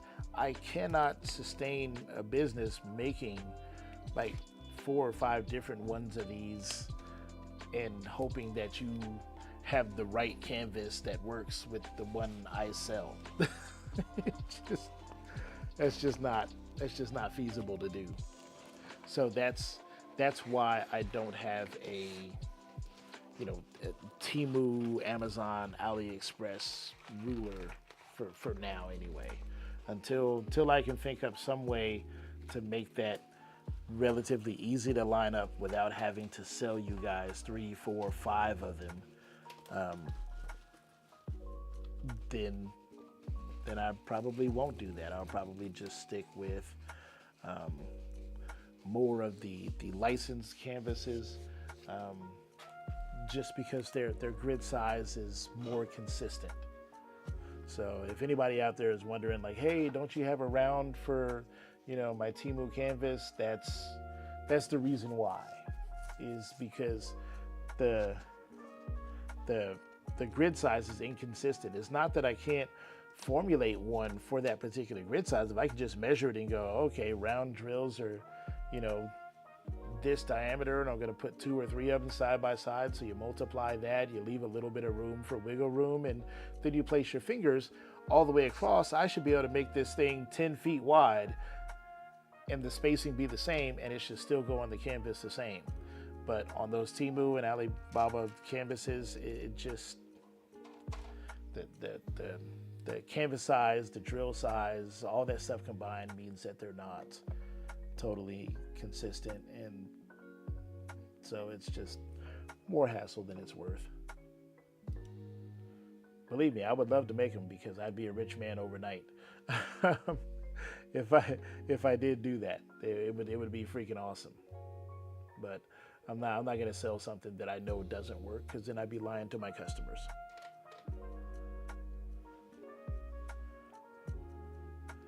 And that is something that I just will never do. Will not. I don't care how much money it makes me. We'll never do that. Absolutely not. So it is time. Wow, it is really time for me to get out of here, guys. So I hope y'all had a great evening hanging out with me for the last, goodness gracious, 4 hours. So thank you so much. I really appreciate it. You guys were fantastic. We completed another section of Witch Hazel, a beautiful, beautiful painting that I can't wait to see more of. I mean, just look at that swirl of color. I mean, that is beautiful. One of my favorite parts of the evening is when I get to stand up from this desk and look at it and encompass what I've done as like part of a whole, and see how it's all coming together. Like when you're right here. Oh, I moved some drills. When you're right up on it, sometimes it can be kind of hard to understand, what all of these drills are. When you look at it, and you're just like, you're right up on it, and you're like, I don't know what the big deal is. Or you look at it and you go, man, look at all the gaps, or my drills aren't perfectly straight, or whatever it is. But I'm telling you guys, as I'm sure y'all know, as soon as it's when it's done and it's hanging up on the wall, 10 feet in front of you, it's a thing of beauty. So that said about beauty, I hope y'all have a beautiful rest of your morning now. Well, evening for you. Benita, I guess aloha and aloha are the same thing, right? Hello and goodbye, is it? Or maybe there's a different pronunciation, like aloha and aloha. Aloha, Chris. Have a blessed evening. Always a pleasure to join you on your diamond painting journey. Well, I appreciate it. So tomorrow, if I'm not like stupid busy, I'm going to try to come back and we're going to kit up my diamond painting for Summer with the Masters. So we'll kit that one up, and then I'll start working on it probably the next night, probably immediately. So it might be a little while before we come back to Witch Hazel. Maybe. We're just getting to the exciting part. But anyway, I gotta go. Guys, have a great night. I mean, ladies, have a great night. And yeah, I'll see y'all next time. I love you. Peace.